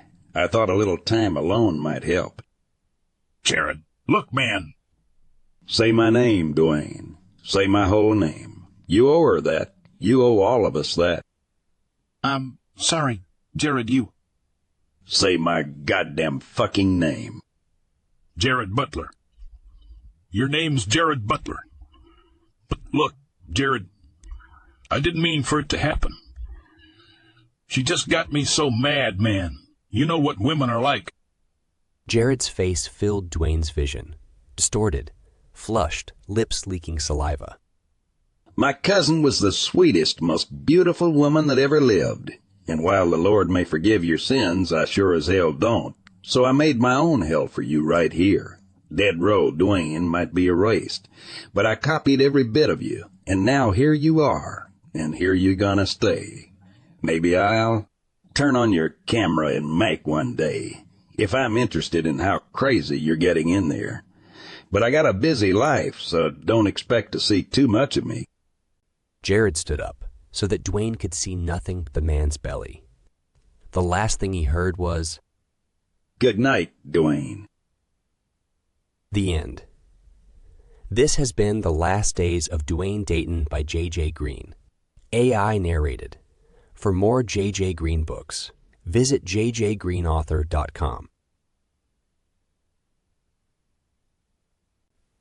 Breathing Space by J.J. Green, AI narrated. Collins exhaled, inched himself forward a foot or so, then rested. He took shallow breaths. The narrowness of the rock tunnel would not allow anything more. His headlamp lit the way ahead. The rough limestone opened out in another 4 or 5 feet. His left arm lay stretched out in front of him. His right was trapped by his side. Collins' neck hurt from holding his head up, so he let it fall to the tunnel floor. Loose shards of rock pricked his cheeks, but the pain was preferable to the ache of his neck. Now, all his headlamp illuminated was the wall of the tunnel, a few inches from his eyes. "How you doing? Much further?" Logan's voice came from somewhere beyond his feet, sounding as though he was far distant. "Another few feet." Collins's words were instantly damped by the tunnel walls. He exhaled and puffed dust from the floor into his eyes. They watered. He blinked. He could not reach them to wipe the dust away, not even with his free left arm. He blinked again, clearing the blur as best he could. He exhaled again, gentler this time, and inched his body further forward. Pain from aching muscles and scraped, sore knees, hips, shoulders, and elbows suffused him. But as he lay there, thinking about the thousands of feet of rock and earth above and below, Collins could not resist a grin. The first few times he had done this, he had sweated in fear, unable to clear his mind of the image of himself permanently trapped, slowly dying of thirst and exposure, never to see sunlight nor feel fresh air on his skin again. Now, seasoned spelunker that he was, he relished the challenge. "Can you see anything yet?" Logan's voice crept into his ears. No, nothing. He could see discoloration on the tunnel wall a little way ahead, but rock coloring is always irregular. Logan's question brought him back to the present, and his mood sank a little. Was this the kind of place where Tedeschi had died? Had he tried a little too hard? Gone just a little further than was safe, and got stuck. Unable to move forward or back, jammed solid and alone, until his lamp battery died and he was left in darkness, so complete you could not see your hand before your face. Did he try calling out, even though the rock enclosing him deadened his loudest shout to a whisper? Did he scratch his fingers to the bone, hopelessly trying to dig through solid rock with his bare hands? Collins shivered and shook the images from his mind. Exhale, ease forward. Exhale, ease again. The tunnel did not seem to narrow any further. He had enough room to breathe. Just a few more feet, and he would be into the opening ahead, which looked big enough to sit up in and take a rest. "Can't see you anymore." Must be about 20 feet. "Would I fit?" Probably not. It's pretty tight in here. There was no way Logan would fit. Not that he was out of shape or anything, just beefy. Great for drilling out rock or shifting it, hauling gear, but not the best body for a dedicated spelunker. Collins was grateful for his own wiry frame. Dang it. I can't never fit anywhere.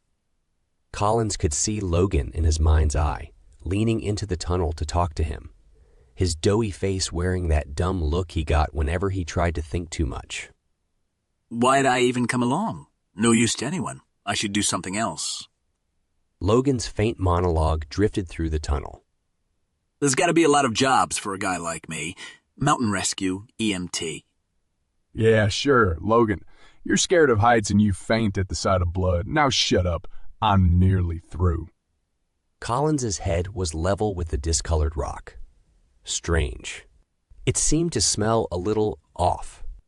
His left hand brushed the surface as he eased by. It did not feel any different. But the smell, he could not place it. It was like nothing he had ever smelled before. Then, at last, he reached the spot where the tunnel widened. Easing his aching muscles, he sat up. His neck and head were still forced down by the tunnel roof. But the space felt like luxury.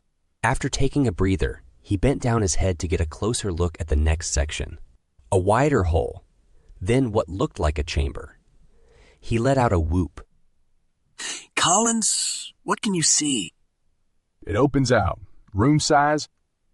Anything there? Collins checked. Can't see anything. Freshened with excitement at his discovery of the new area, Collins wormed quickly through the remaining short tunnel and stood up. He stretched his shoulders back pleasurably and shook out his legs. Swinging his headlamp around, he examined the chamber. More discolored rock. 2 or 3 tall, narrow openings that led deeper into the cave. And nothing. No sign of Tedeschi. No sign anyone had ever been here. Collins was most likely the first human ever to set foot in the place. He peered into each opening in turn, then leaned down to call into the tunnel he had entered through. No sign he came this way. Dang it! Dang it! There's 3 ways here. I guess I should call it a day. Guess so. It's getting late anyway. Time to head back. Safety rules required spelunkers to stick together, never to go off alone. He could tell Logan which passage he was taking, but if he had an accident further on, would Logan remember? And if there was another choice of ways soon after, things would get confused. Ignoring safety rules was what killed Tedeschi. Collins satisfied himself with a long look through each of the openings. They all led tantalizingly down.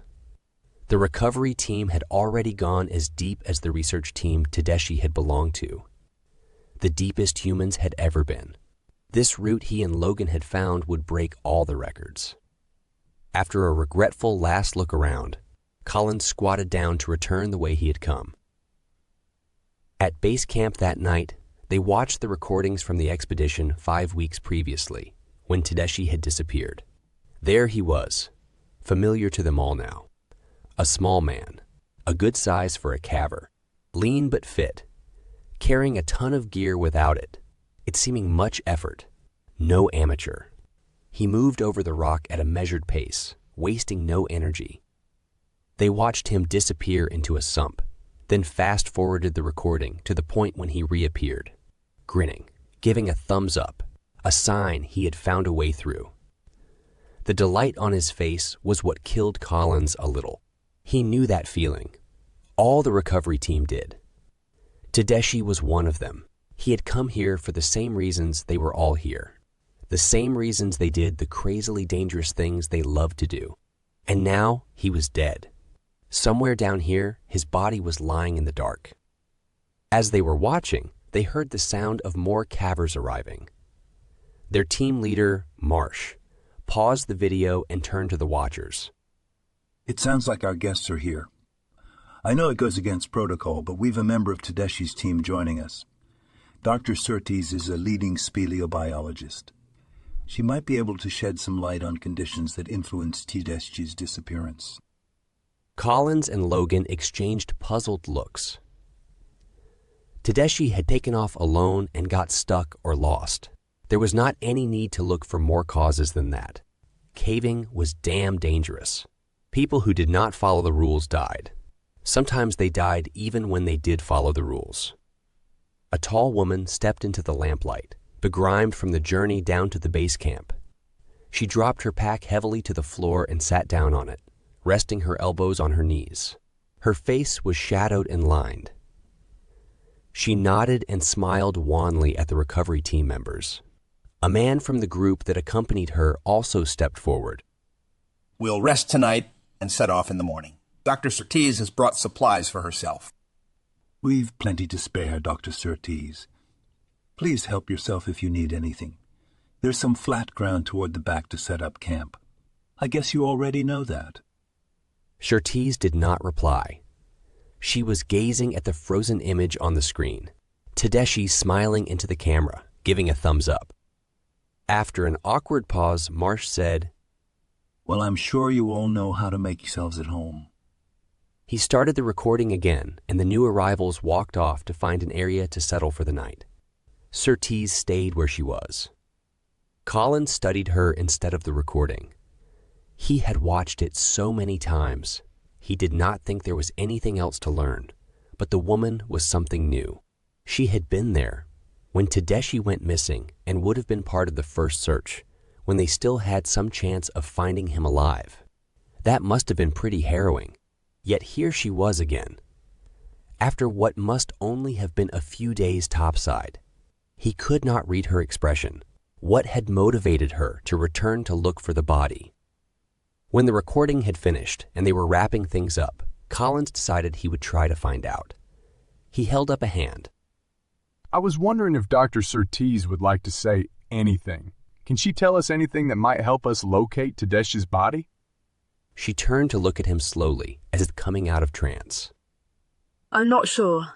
I think you probably already know everything I could tell you. Ted went missing 2 days after we made our final camp right here. We sent for help and searched for 3 weeks. Then it was decided there was no chance of finding him alive, and we were recalled to the surface. We searched as far and as deep as we could, but you guys know the geology down here. It's a labyrinth. How about his state of mind? What do you think made him go off like that? He was experienced. It was a little odd, don't you think? Was he acting out of character? A guarded look passed over Surtees' face. No one knows why Ted took off. We couldn't figure it out. We woke up one morning and he was gone. As far as we could tell, he hadn't taken more than basic equipment with him. You know this already, I'm sure. She stood up and hauled her pack onto her shoulder. Look, I'm sorry. I'm really tired. She walked away. Collins turned to Logan and raised his eyebrows. Logan shrugged. She's tired. It's a long way from topside. We're all tired. But why is she even here? Why are any of us here? What's the point? That guy's long dead, and he's buried deeper and sleeping sounder than anyone else will be, ever. Don't start getting philosophical on me, Logan. We're here to do a job. If it was me, I wouldn't want to be left alone here, dead or not. We should do our best to find Tedeschi and take him home. That woman was here when he disappeared. Maybe she can tell us something useful, even if she doesn't think she can. Logan yawned. Ask her tomorrow. Take her along with us if you like. I've never met a cave biologist. I bet she's got some good stories to tell. Maybe. Not about here, though. There's nothing alive down here but us as far as I've seen. But, yeah, I'll see if she'll join our team. In the morning, Logan groaned as Collins shook him awake. Shut up. It's still early. Jesus, let me sleep, man. What's the time? Wake up. I want you to come with me. Hurry up. Logan sat up and ran his hands through his hair. What's the matter? He put on his hard hat. Collins leaned forward to speak into his ear. I just saw that Surtees woman leave. Christ, you stink. Yeah, well, you're no ode to cologne yourself. She got up and left. Which way did she go? Collins pointed to one of the many passages leading from the large cavern they were camped in, just visible in the twilight of the dimmed camp lights. We're following her, right? Logan had pulled himself out of his sleeping bag and was tying the laces on his boots. Collins nodded. If we wake the cam or wait, we'll lose the element of surprise. Logan grinned. Been reading Sherlock Holmes again? Stepping carefully around sleeping bodies, the two made their way to the passage entrance. Turning their headlamps to the lowest setting, they began to walk quietly down the passage. After half a minute, Collins stopped and whispered in Logan's ear. I'm going to turn off my lamp. You hang back a ways and I'll walk in the light from yours, okay? Logan nodded. In light that it would have been impossible to see in after a few days topside, Collins stepped quietly and gingerly forward, holding his hands out in front of him. The passage rose gently.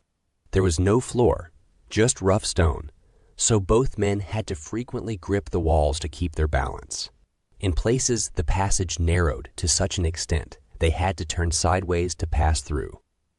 The feeble light from Logan's headlamp threw shadows from jagged rock formations, which jiggled and rose and fell as he walked. Collins strained his eyes to make out where to put his next step and to check for light from Surtees' lamp ahead. Suddenly, the light from Logan's headlamp surged as he rushed forward. Collins felt Logan grab his shoulder, and he turned to find out what the problem was. Logan put his finger to his lips. Then he heard it too, so clearly he did not know why he had not heard it before. Tap, tap, tap. Collins had heard that sound so often it was unmistakable, a hammer and chisel on stone. But as soon as he recognized it, the sound stopped. Collins and Logan looked each other in the eyes. Had she heard them approaching? There was nothing for it but to continue on.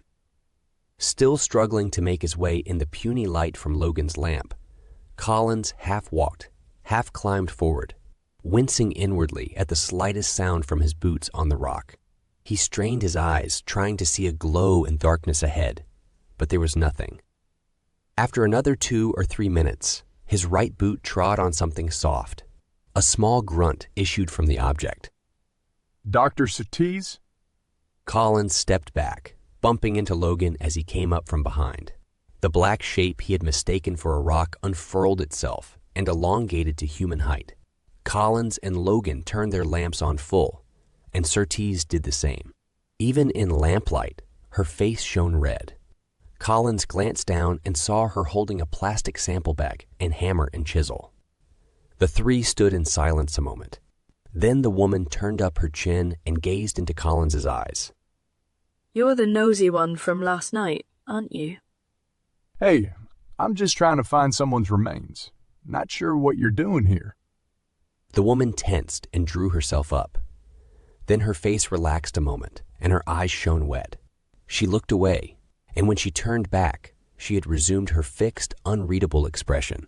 She lifted the sample bag and tools. I just wanted to collect some samples. It was stupid of me to hide like that.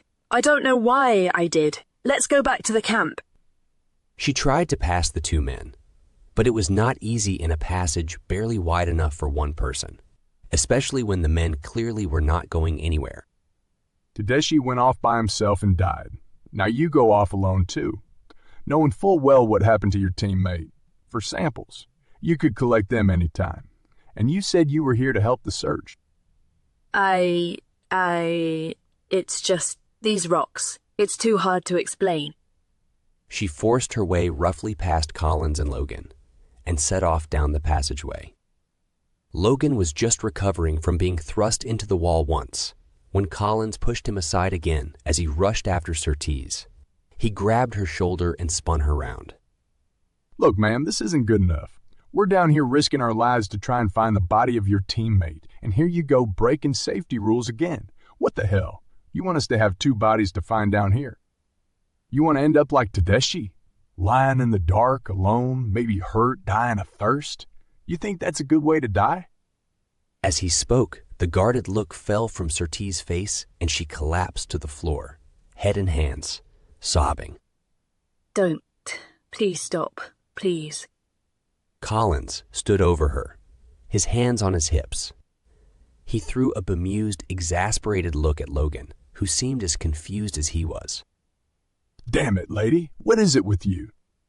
He stood indecisively for a moment, then reached down and grabbed Surtees' shoulders, lifting her to her feet. Let's just forget about all this, okay? We found you now, so we'll go back to camp and start over, all right? Without answering, head down, Surtees started off down the passage, gripping the walls for support. Collins was about to follow when he noticed that she had left her sample bag on the floor where she had collapsed. He picked it up. Surtees turned and saw what he was holding. She rushed back and snatched the bag from his hand, then stumbled away again. Collins and Logan followed, a little more slowly so that a gap opened between the pair of them and Surtees. Collins felt Logan poke him in the back. He turned his head. What? You made the cave biologist cry. Collins rolled his eyes and continued scrambling through the passage. Exhale. Inch forward. Stop to breathe. Exhale. Another few inches. Collins could not decide if it was his toes or his hips that propelled him forward. Right arm lying ahead of him, left arm pressed against his side. Headlamp lighting the tunnel ahead. He was nearing the discolored rock again. Behind him, Logan and Surtees were watching the slow progress of his feet receding from them, waiting for him to reach the further chamber. The woman and her strange behavior occupied Collins' thoughts. Back at camp, he had pressed her again, more gently this time, to explain herself, but she remained closed-lipped. Changing the subject, Logan had asked her about the sample she was collecting. She was not much more forthcoming, only mumbling something about they had looked interesting in the lab. When Collins had remarked they looked the same as another patch of rock he had seen the day before, she got very excited and asked to go with them to see it. So here he was again. Once he was through, Surtees would follow. As a pair, they could explore some of the passages leading from the chamber. On the way back, Surtees could take rock samples.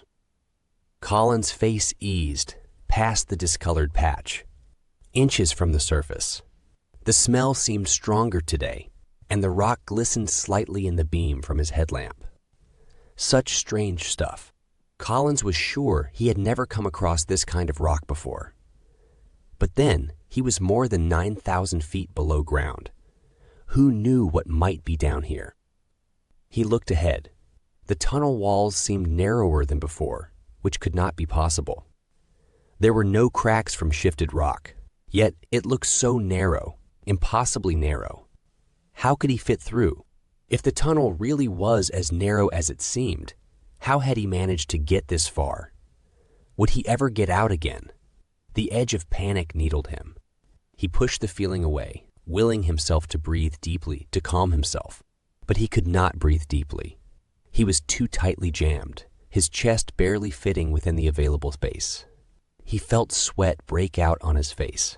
His lungs worked against the constricting force of the tunnel walls. He heard himself begin to pant. Collins? Collins? He heard Logan's voice, but he was concentrating on forcing down a rising tide of fear. What's wrong? Are you okay? What are you doing? What's happening? Collins? Instead of Logan's voice, Collins heard as if far distant. His own panting, rising in tone. A scream began to work its way up his throat. His body seemed to take on a life of its own and struggled fruitlessly against the rock that enclosed him. He could hear his hard hat and boots thumping against the tunnel walls. Collins, answer me! Logan's shout broke through his mental turmoil. What's happening? You okay, man? Collins! Now it was Surtees. Collins, move. Move forward. Just keep on going. Move. He screwed his eyes shut, summoned up the little control he had left, and inched forward. And again, and again. His fear seemed to subside a little. He opened his eyes and saw the resting space ahead. Focusing on it, he eased another few inches. His panic fell away. Oh, Jesus. He slumped into the floor of the tunnel. Collins, are you all right? Yeah, I'm okay. I don't know what happened. I'm okay now. Collins could not understand what had come over him. He had not ever panicked like that before. Was he losing it? If word of his panic attack got back to Marsh, he would kick him out for sure. For their and his own safety. Would Surtees report what had happened? Probably. Logan was an old friend. But he might too, out of concern. Better try and make light of it. Sorry, guys. Didn't mean to scare you. I don't know what got into me. Hey, maybe I'm the one who should be applying to mountain rescue. Scrawny guy like you. Maybe if they need some pussycats rescuing from up a tree. Collins allowed himself a small smile and concentrated on getting through the last few feet of tunnel. He was coated in sweat. He could feel it running down his forehead. He chided himself for not wearing a bandana under his hard hat to keep the sweat out of his eyes. He could feel it on his body too. Under his shirt, he felt damp and sore. Sore. Sweat didn't normally make him feel sore. He identified a side of increasing pain in his side. Jesus. Collins squirmed forward. Something, it felt like acid, was burning his abdomen, and the searing sensation was growing. He fought forward with all his might to get away from it. But he could not. It was moving with him. It felt like someone was holding a flaming torch to his side. The pain raked his skin. It was unbearable. He could hear himself screaming, feel himself fighting forward.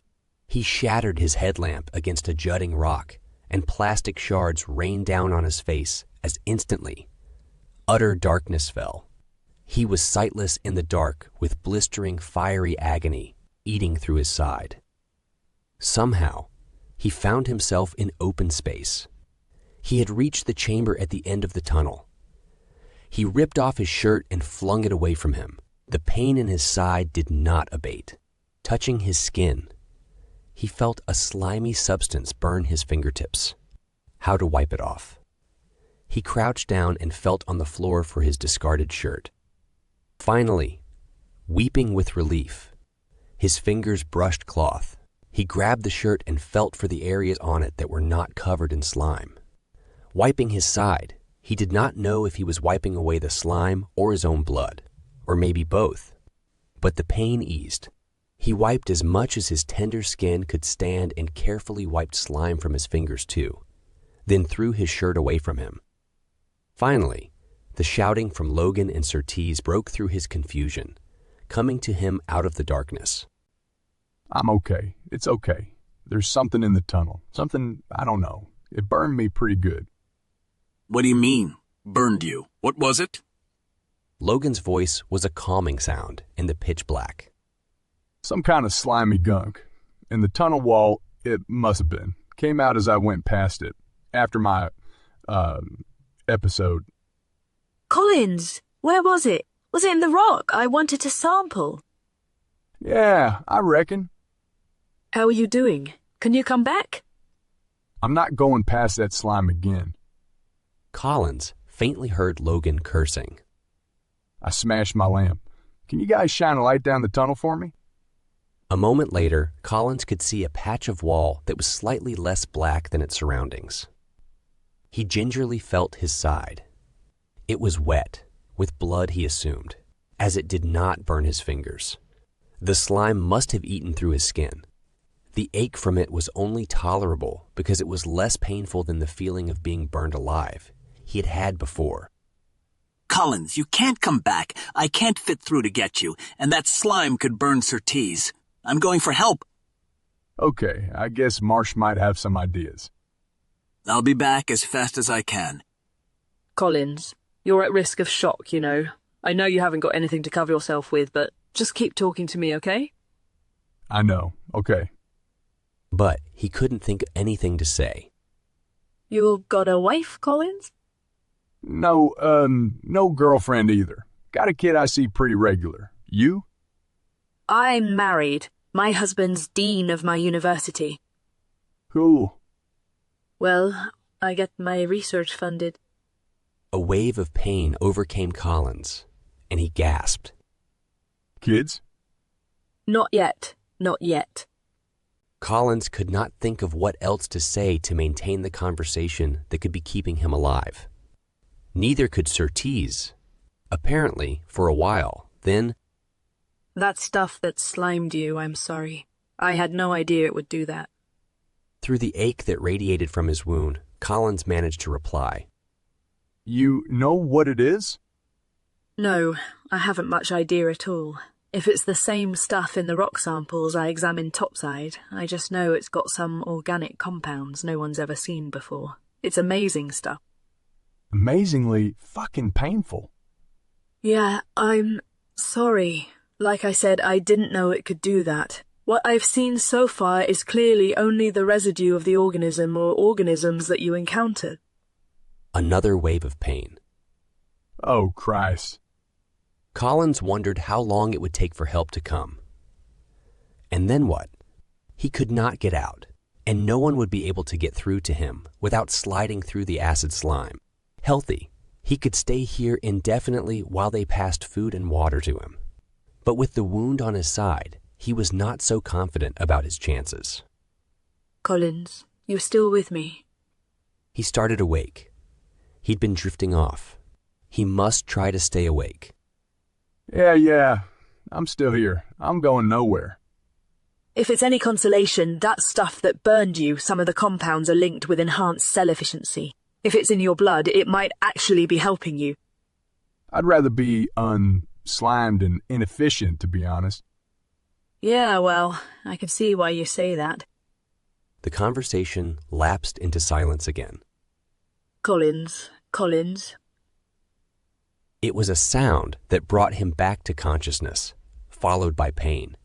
But he quickly stifled his groan as the memory of where he was, and what the sound must mean, returned. The noise was not coming from the tunnel he had come through, at the end of which Surtees presumably waited for Logan.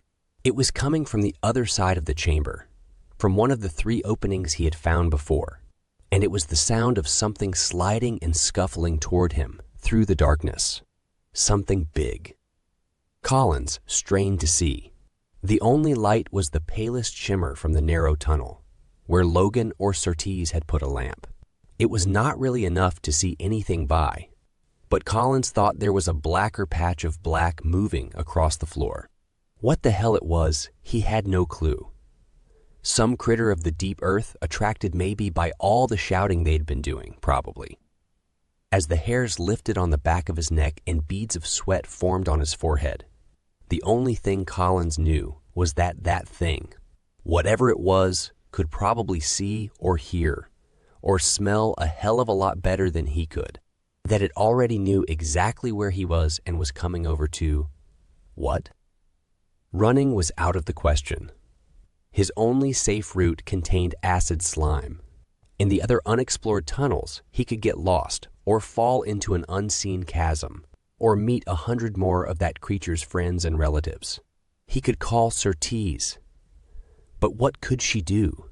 And calling out might give the final clue to his whereabouts, just in case the deep cave beast was wondering. His only option was to strike first, to kill or disable the thing before it had a chance to hurt him. Slowly it advanced, shuffling and dragging itself along. Collins had only his ears to guide him, but he knew he had to hit it hard and make the blow count. Once hit, who knew what the animal might do to retaliate? The sound grew louder as the beast drew nearer. Collins could tell it was nearly upon him. He readied his fist. It sounded like it was inches from him. He struck out with all his might into the darkness. Yes, his fist connected with skin and bone. The creature fell like a 9-pin and lay still. Collins' relief overwhelmed him. First, the panic attack, then the slime, and now this. But he had killed the beast, or at least knocked it out so it could not call its buddies to the feast. A small thought niggled at him. Hitting that creature had felt familiar somehow. What the hell was that thing? Collins slid his fingers across the tunnel floor, tentatively probing for the edge of the animal. It was so still there, probably was not any danger of rousing it. He touched its skin, which felt rough and very strange, not scale or skin or fur, but realization began to dawn. He felt further. It was not skin, it was cloth. Collins felt up the beast's chest, to its face. He felt ears, nose, mouth, eyes, and several weeks' growth of beard. Oh, shit. Collins quickly felt the throat for a pulse. Thank God. He was still alive.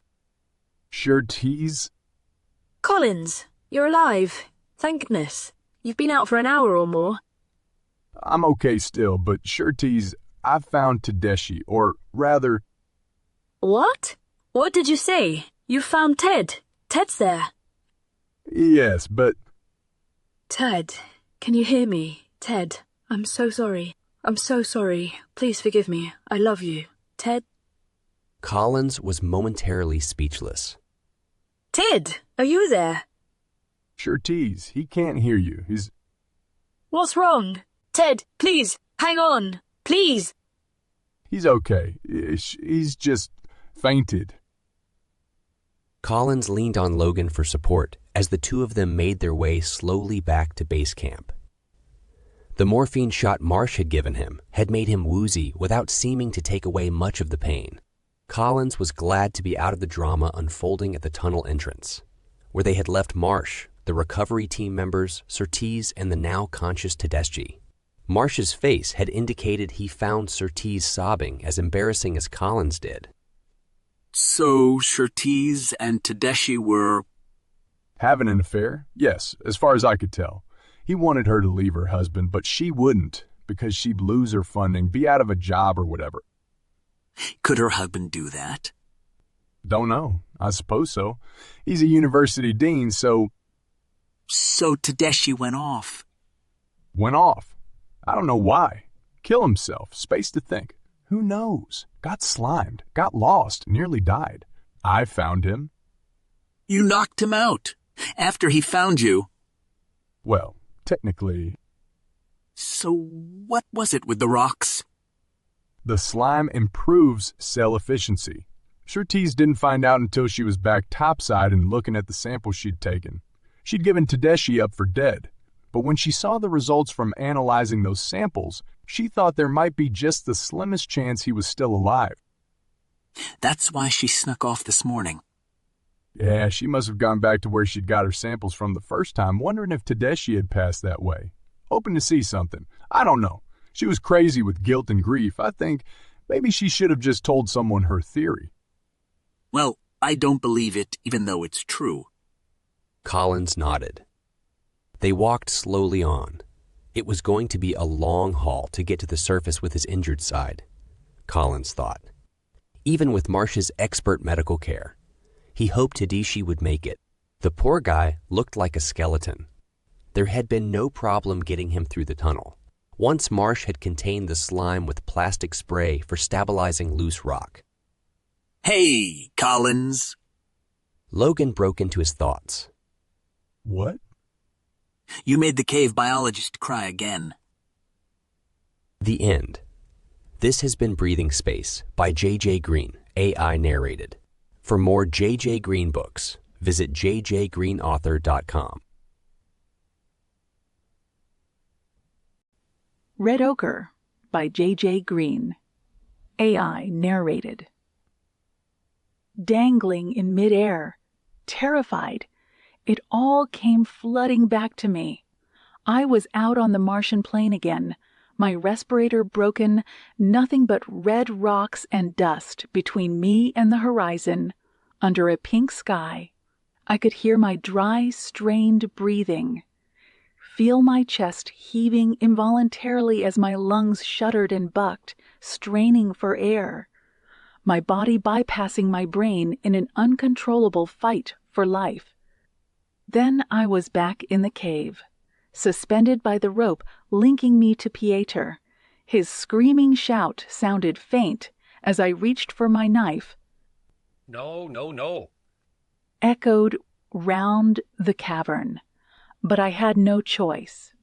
I'm no lightweight, and he was slipping perilously close to the edge of the hole I had tumbled through, dragged by my weight. Better one of us falling than two. It took 5 seconds, maybe longer, to slice through the rope. The last thread snapped, and down I fell. When I woke up, Pieter's form was the first thing I saw. Framed by the edge of the hole that had opened beneath me on our climb, his head and shoulders were silhouetted against the shaft of sunlight pouring into the cave. I cursed inwardly, remembering the patch of earth and scree in a dip on the mountainside. An easy spot, I had thought, to rest up a moment. I had expected it to be a little loose. I had not expected it to collapse beneath me. I should not have taken the risk. This was supposed to be a relaxing recreational hike and climb. Nothing too challenging, part of my therapy. But I had shown poor judgment. Again, I wondered if I would always be so unfit to perform my duty.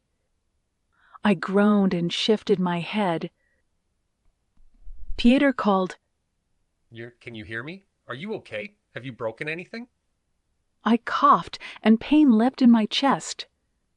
I winced and breathed gently. How long have I been out? Just a couple of minutes. Are you bleeding? Don't think so. I sat up, moving slowly. I held out my hands and wriggled my fingers. I rotated my ankles. Nothing seemed badly damaged. My back throbbed. I pulled off my climbing helmet and thanked my lucky stars I had been wearing it. The back of it was crushed in. I blinked and looked around, but could see little but darkness. Reality began to settle in. We were in the middle of nowhere, on a mountainside, and it was late afternoon. What are we going to do? Is there no other way out? I stood up carefully and blinked hard. The cavern gradually became visible. I looked down, and a thrill of fear passed through me. I was not on the floor of the cave, but on a ledge. If I had fallen just half a meter out from where I was standing, I would have dropped another 10 meters, probably to my death. I don't think so. No light I can see other than through that damn hole. You better not risk trying to find another escape route. You could get lost and maybe no one would find you. I'll drop a rope and pull you up. You'll never do it. I weigh almost as much as you. And what if you fall in trying? Both of us would be stuck in here, with no phone signal. That had been my idea. To escape from all signs of civilization and get back to the natural Earth I had missed so much in my 19 months on Mars. To explore one of the few remaining truly wild areas, the South African wilderness. What the hell had I been thinking? Maybe you're right. Is there a wall near the edge of the hole you can support yourself against as I pull? The cavern spread out around me, its gray walls distant from the hole in the roof. Climbing out would require an impossible feat. It's not going to happen. We were silent, though we both knew the only answer. Pieter would have to descend the mountain alone and hike to the closest area with phone coverage, about 10 hours away. I was going to be in the cavern overnight, at the very least. Watch out. I'm going to throw some things down for you. Okay, but throw them on this side. There's a drop just in front of me. Energy bars hit the ground next to me, followed by Pieter's jacket. Don't leave me this. You'll need it on your hike. I've got a spare sweater back at the tent. Catch this. A dark, cylindrical object fell. Pieter's flashlight. With your flashlight as well, you should have light all night. Now move out the way. A dull thunk signaled his water bottle smacking onto the dusty ledge. Pieter, you'll need this too. I'll manage. That's it. That should be all you need. You'll be fine. As soon as I can get a signal, I'll call the emergency services. I can tell them exactly where you are. They'll fly a helicopter out to you as soon as it's light. You'll be out of here before tomorrow lunchtime, and we'll go straight to a bar and laugh about all this, over a beer. I looked up, trying to make out Pieter's face against the warm, golden sunlight. trying to fight back the vision of the dull, rust-red Martian landscape that reared up before my eyes, and the memory of a thin, bitter, icy atmosphere biting into my throat and lungs. I heard the tinny clunk of my space helmet hitting the rocky ground. I squeezed my eyes shut and willed my racing heart to slow. Theater. My voice choked to a stop. Inger, you'll be okay. His words were warm and full of concern. I looked up at him again, ashamed of the tears wetting my cheeks and hoping he could not see them. I'd better get going straight away. He stood up, and his movement scattered dust through the beams of sunlight that shone into the cavern. Theater. Yes, Inger? Good luck. Good luck. I hugged myself as my old good friend disappeared from sight. I sought a way down from the ledge. There was only an hour or so of daylight left, and if I slept where I was, I risked falling to my death during the night. I gathered the supplies Peter had left me into his jacket and shuffled down the slope a few meters. My eyes had grown accustomed to the dim light, and I could see a gradual descent to the floor on the other side of the cavern. Clutching the bundle of supplies to me, I edged slowly over. There seemed to be no living thing in the cavern but me. Nothing moved or grew, and the cave floor looked bare. I wondered if maybe I was the first living creature ever to set foot on it. The air smelled stale and strange. Reaching solid level safe ground was a minor relief. I looked up at the hole in the cavern roof, which was now smaller and dimmer. The light that shone through it was tinged pink with the encroaching sunset. I cast about for somewhere to spend the night. Where I was seemed as good a place as any. I dropped Pieter's jacket containing my supplies and his water bottle to the floor and sat down. I took a swig of water from my own bottle, strapped to my side, but decided not to eat anything. I might have to make my food and water last longer than I hoped. More depressing than going without food and water was the thought that I faced an unknown number of hours in this precarious situation. My flashbacks to the accident during my Mars mission were triggered by stress, but they had been occurring less frequently of late, and I had finally begun to hope I might get well enough to work again. Going into space was out of the question, but they might have given me a lab job or something to stop me feeling such a useless failure. Enduring a survival situation like this was going to set my recovery back months, maybe forever. As if on cue, my mind threw me back to Mars. I was on a transporter, trundling over a barren plain. As the mission geologist, it was my responsibility to collect a wide variety of rock samples and test them for minerals and biosignatures. I already had a couple of samples. Collecting the most recent one, I had taken a small tumble, but had not thought much more of it. I saw an outcrop that stood out a deeper red than its surroundings. I stopped the transporter and hopped off, grabbing my chisel and hammer from the seat pocket. I decided to make this the last sample before going back to base camp, as I was at the limit of the safe range, according to transporter batteries' remaining power and my respirator's oxygen level. Absorbed in chipping away at the rock and bathed in Mars' red-tinged light, I failed to notice the red alarm light when it flicked on inside my helmet. Nor could I hear any sounds outside my suit, such as the hiss of pressurized oxygen mix leaking from my respirator. It was only when the alarm light began to flash that it attracted my attention. The oxygen gauge dropped as I watched it in disbelief. The alarm warning had not sounded. Was my suit's comm broken as well as my respirator? Would the base hear my distress call? I had no choice but to try and pray that they would get to me before I ran out of air. The peak of the flashback hit. I was lying on the ground.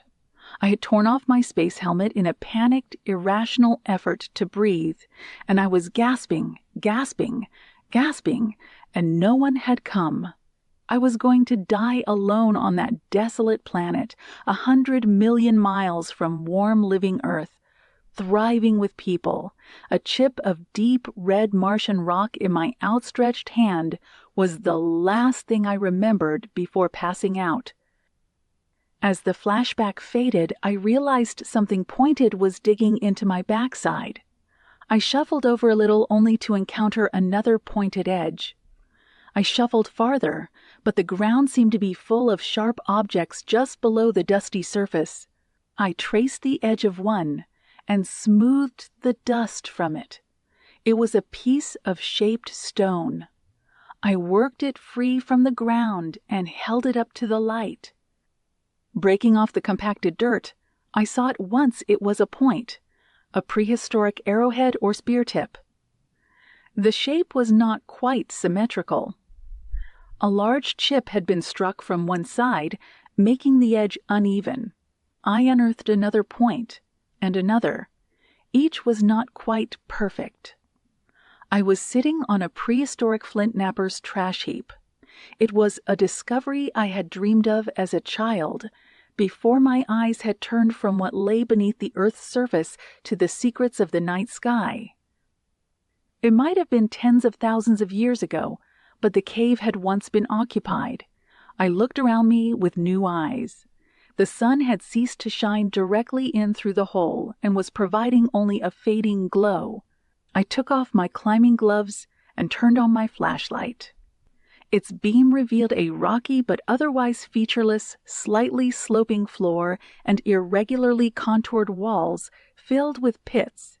The far reaches of the cavern were in darkness. I got up to explore. Keeping to the cavern's edge, I walked slowly forward, swinging the flashlight beam over the walls and floor. It all seemed unremarkable until I gasped. Hands, the outlines of hands, traced by a delicate, fine, even spray of red ochre. I had seen pictures, but they could not, compare with the reality before me. Sharply defined by the deep red pigment, the hands looked as though they had been placed there yesterday. Hands broad and slim, large and small, unmistakably, undeniably human. Many people had been in this cave, maybe living, eating, sleeping here.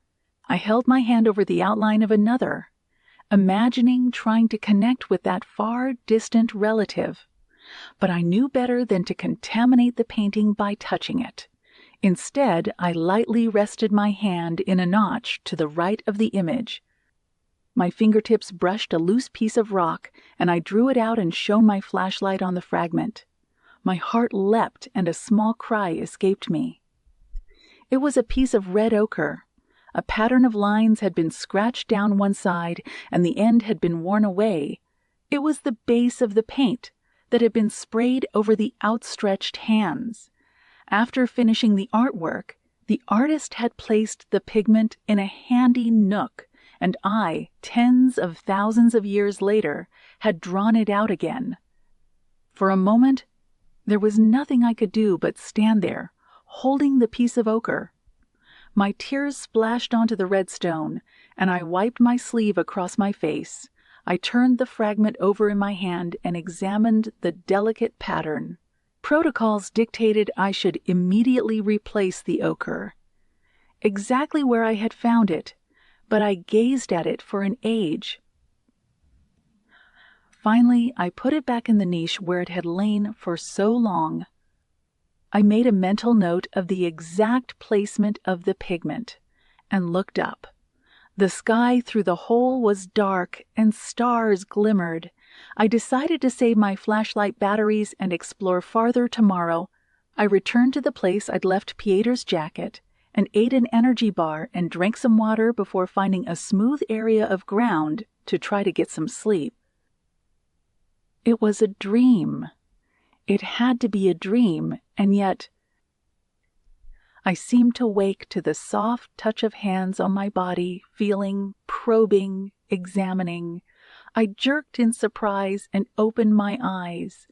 Naked, dark people squatted around me, their deep brown eyes searching mine and roaming over me. We looked at each other for a moment before the hands reached out to feel me again. Hey! I pushed them away.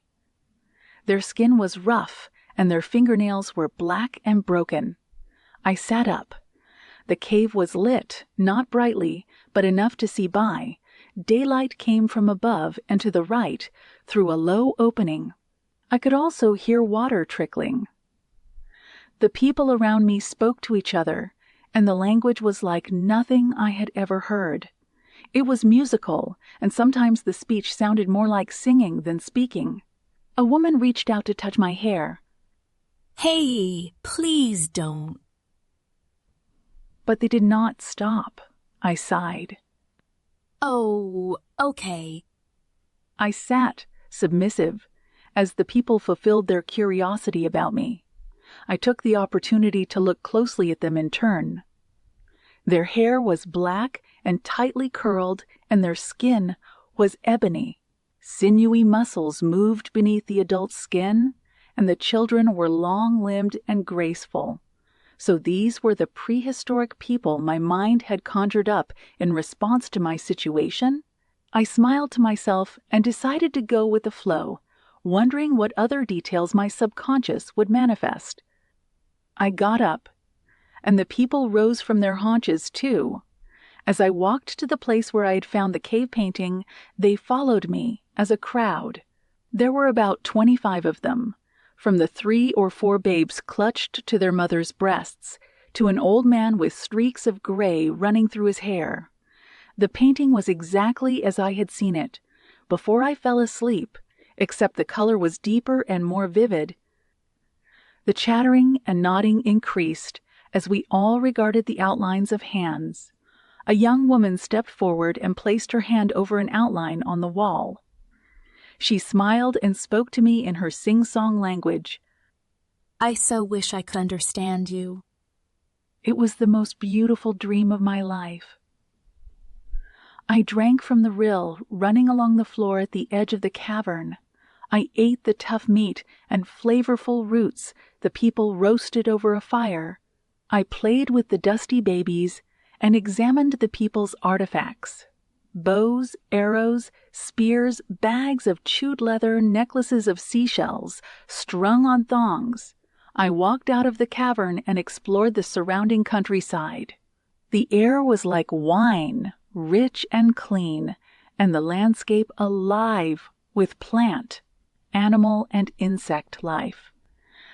The people seemed puzzled, but tolerant of me. As the daylight faded, I remembered something. I found the nook that had held the red ochre. It was still there, looking exactly as before. I ran my fingertips over its warm, smooth surface. In my dream, it was not a precious archaeological artifact. On a whim, I put it in my pocket.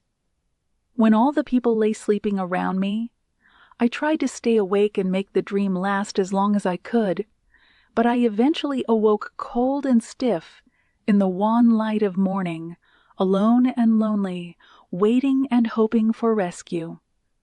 Much later, I heard the distant whir of helicopter rotor blades. Pieter was wrong. It was not until the evening that we made it to a bar to drink and laugh over my poor judgment, or bad luck, or whatever it was. And I did laugh louder and harder than I had laughed in a long time, till my stomach ached and I wept. Pieter related how he had been looking at me when I had suddenly got the most surprised look he had ever seen in his life, and then I had disappeared as though I had dropped through a stage trap door, and how I had tried to drag him down with me. Because you've always wanted to get me alone in a dark place, haven't you, Inger? He wiggled his eyebrows suggestively. It was not until I was thoroughly drunk that I realized I had not had a flashback since I had woken up that morning. My befuddled mind wandered back to the cavern. I recalled the miracle of finding the red ochre in the nook, where an artist had placed it tens of millennia before, and my tinge of sorrow at replacing it there. I recalled the people in my dream. They had been few and just starting out in a fresh new world. They had done things wrong and made mistakes and had accidents that maybe they could or could not have prevented, but they had survived and won through. Pieter was even drunker than me. But somehow we managed to weave our way to the right hotel. On the way, the cold night air penetrated my numbed senses, and I pushed my hands into my pockets. Smooth and solid, the red ochre met my chilled knuckles. The end. This has been Red Ochre by J.J. Green. AI narrated. For more J.J. Green books, visit jjgreenauthor.com. Return of the Prodigals by J.J. Green, AI narrated. They brought the freaks to Earth on shuttles from the space station. They were lying on long gurneys, encased in clear plastic domes. The medical staff that wheeled them into hospital looked like midgets in comparison. The beds were 9 or 10 feet long, yet only just long enough. The freaks were naked beneath their white sheets, and you could see areas of skin. A deep, dull red, like the planet they had come from. Oxygen masks covered their faces, but I remember noticing their long, black hair. At the time, I was angry. Who wouldn't be? It was only natural. 3 of them were dead on arrival, the news report said. My rota included the ward set aside for them. I got there early, about 5 a.m.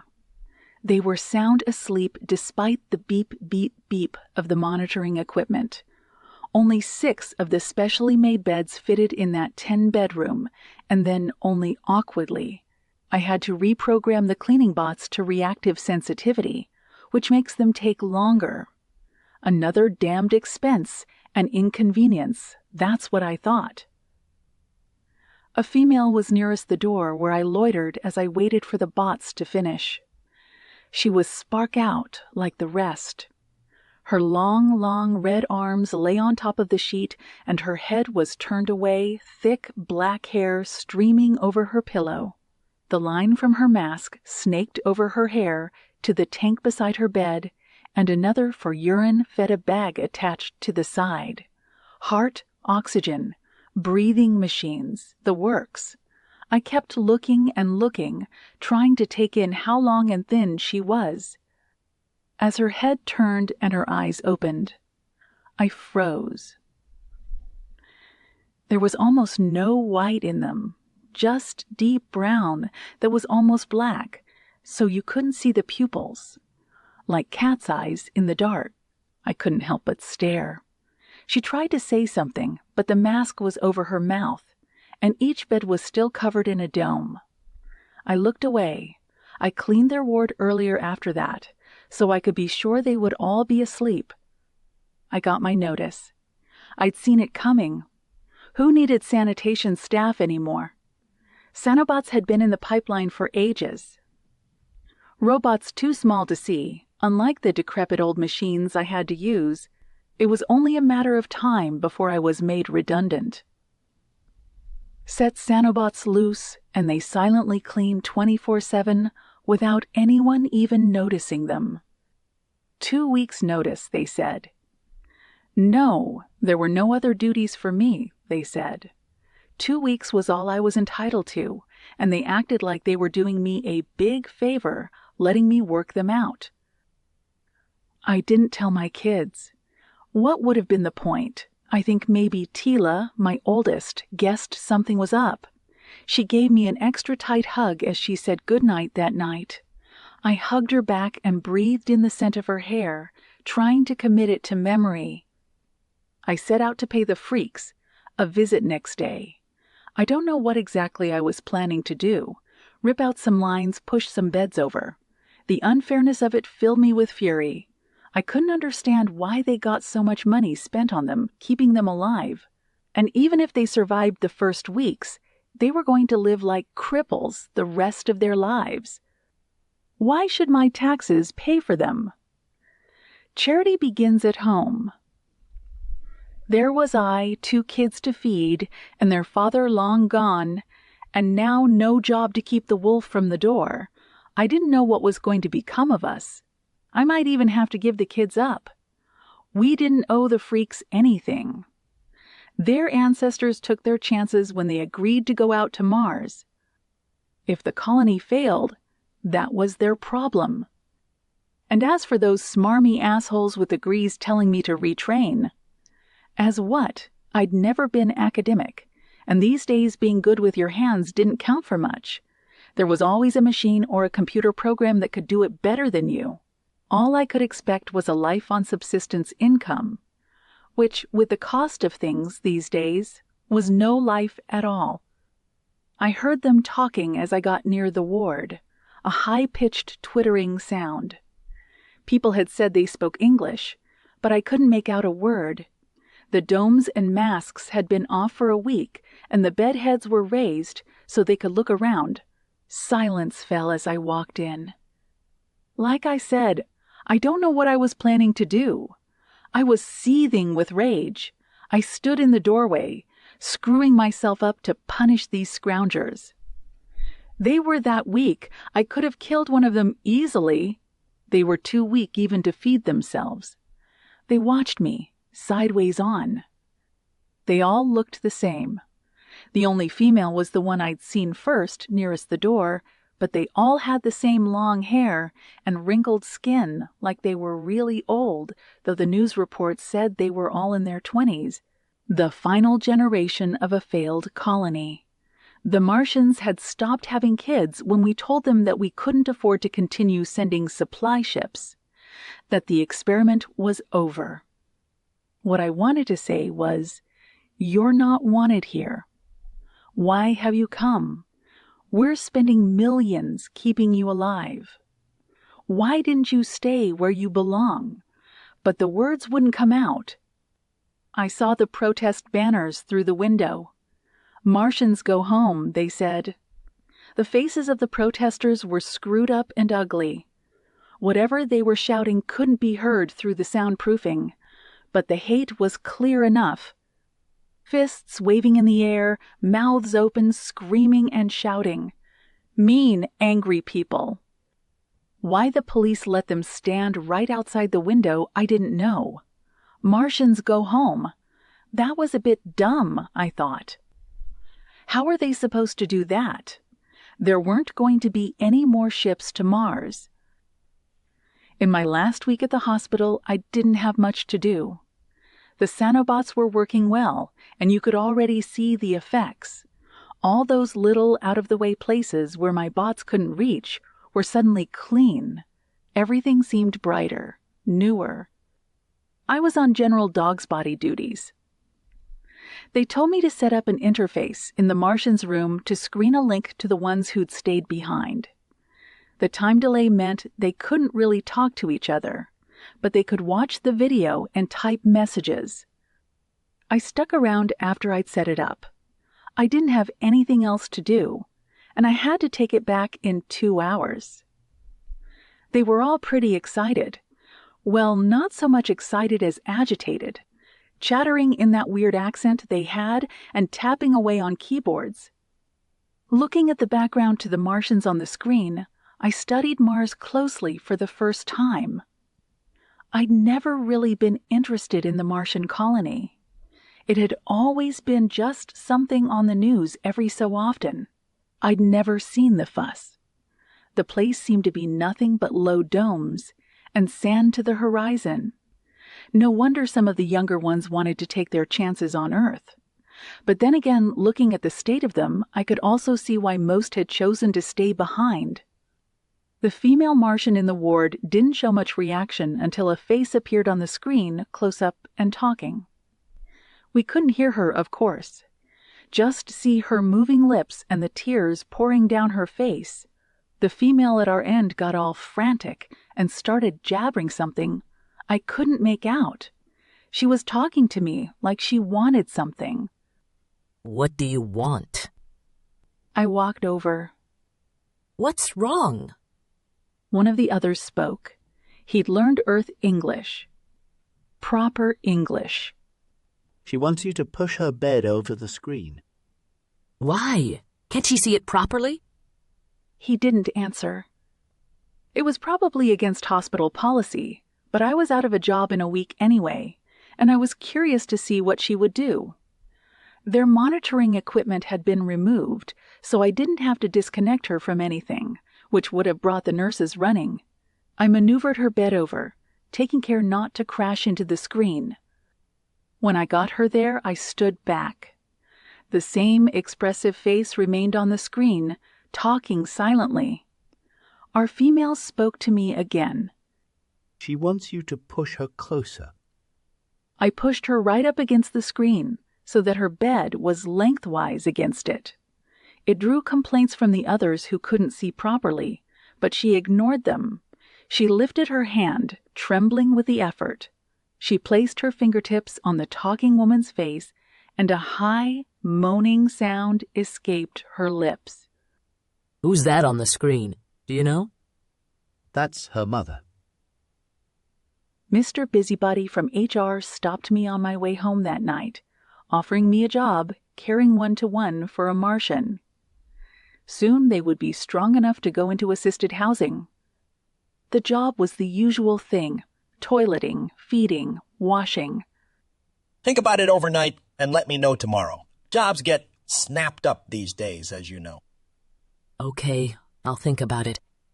He paused, apparently waiting for something. Thanks, a lot. Satisfied, he walked away. Hey, I thought about it. I'll do it, for the female one. Her name is Freerosh. The end. This has been Return of the Prodigals by J.J. Green. For more J.J. Green books, visit jjgreenauthor.com.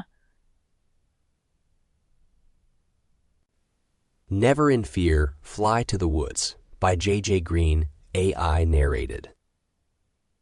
He ties binding around the ends of his sleeves and trouser legs, pulls on gloves and a hat, winds material around his face, leaving his eyes and nostrils free. Outside, the hives hum. The heat of 2 suns burns through his hat. He dampens a rag, takes a spark striker from his pocket, sets the rag to smolder. This much he knows. The proper equipment was lost in the crash, but he can improvise. Stupefied with smoke, the bees drone lazily as he lifts a lid on a hive. Honeycombs are growing. All seems well, but he isn't sure what he is looking for. Bees sit at the entrances to the hives, cooling the interiors with their beating wings. Back at the wrecked ship, he grinds the rag beneath his boot, smothering its glow in the dirt. The white, dusty ground throws up a blinding glare. Squatting on his heels, he pulls his hat low over his eyes. In the distance, a work party is returning from the fields. Shoulders hunched, feet dragging, they approach. Ship's Captain Hannah, ex-captain unelected leader, breaks away, heads over, drops down beside him. Legs sprawling akimbo, she rests her hands on the ground behind her, flinches at the heat, and folds her arms loosely. A patina of dust clings to her face, eyebrows, eyelashes. The odor of sweat she exudes is mixed with the scent of the fields. The strange, alien scent he cannot get used to. The scent that raises the hair on the back of his neck. How are they doing? She nods towards the hives. Well, I think. As far as I can tell, I mean. She draws a boot heel along the ground, making a furrow in the dirt. How about the bean crop? Her mouth twists. Surviving. I think they'll flower. Will the bees be ready? He shrugs, reluctant to commit. Have you talked to her recently? He shakes his head, squints at the sun nearest the horizon. The air blazes, blue-green tints. The lower edge of the sun shimmers. Its brilliant brother is looking over its shoulder. In the heat, he shivers. I don't know how you can all... What? He studies his hands. What's it like out there? She grimaces. Hot, dry, lifeless. We'll green this place, though, Robert. She stands and doesn't bother to brush the dirt from her clothes. Talk to her. We can't afford to keep her going much longer. We need the power for other things. He does not respond. He does not move. He screws up his eyes as he looks once more at the horizon. Inside the ship, he pauses, waiting for his eyes to adjust to the dimness. He stands at the center of a tall, cylindrical room. Vertical, body-sized compartments line the walls around him. Above his head, they rise in tiers, linked by narrow walkways. Most are open, vacant, dark, their contents disgorged. He climbs. The metal rungs of the ladder are cool and smooth against his hot, dusty hands. He stops at a closed compartment. He thumbs a series of buttons, and a panel opens at head height. A woman's face is behind the glass. Her eyes are closed, her lips relaxed, almost smiling. Her ebony hair lies on her shoulders like wreaths of silk. Maggie? Her lips do not move, but a reply comes through a speaker. Yes, Robert? The voice is electronic, but mimics the woman's tone and cadence. What are you doing? I'm charming the bees. Charming. A laugh. I'm a fool, I know. They've swarmed, you see. You throw some earth under your right foot and say, I've got it. I found it. Lo, earth masters all creatures. It masters evil. It masters deceit. It masters humanity's greedy tongue. Then you take some more earth and scatter it over the bees and say, Sit, wise whims settle on earth. Never in fear fly to the woods.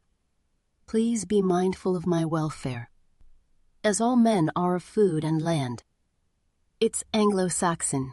It's just a fancy. See, they're starting to settle on a branch. His posture relaxes. He smiles, closes his eyes, and rests a hand on the wall. I see. What's it about? The charm? The Earth's control over us and the bees. That's my interpretation anyway. The Earth helps to settle them in one place, so I can take them to a new hive. Those Anglo-Saxons were so clever. How did they know the workers were female, I wonder? You scatter earth over them? Just lightly. I'm sure they would settle anyway. She laughs again. Maggie, where are you? What can you see? I can see the wood, of course. What an odd thing to ask. Can't you see for yourself? Robert? Where are you, Robert? Where are you? He closes the panel. On a bed fashioned from a pile of blankets and clothes, in a side room, he sits and writes in a notebook. His fingers are clumsy and his handwriting poorly formed. He pauses and frowns, sighs, and closes the book. He pours sugar solution into a container and goes outside. The nearer sun has set and farther is drawing close to the horizon. Cool breezes flow towards it, drying the sweat on the back of his neck. Already, the bees are thick around the remains of this morning's solution, dipping their proboscis into the sticky patches. He pours the solution into the feeders and steps back, watching the steady lines of bees flying to and from the hives.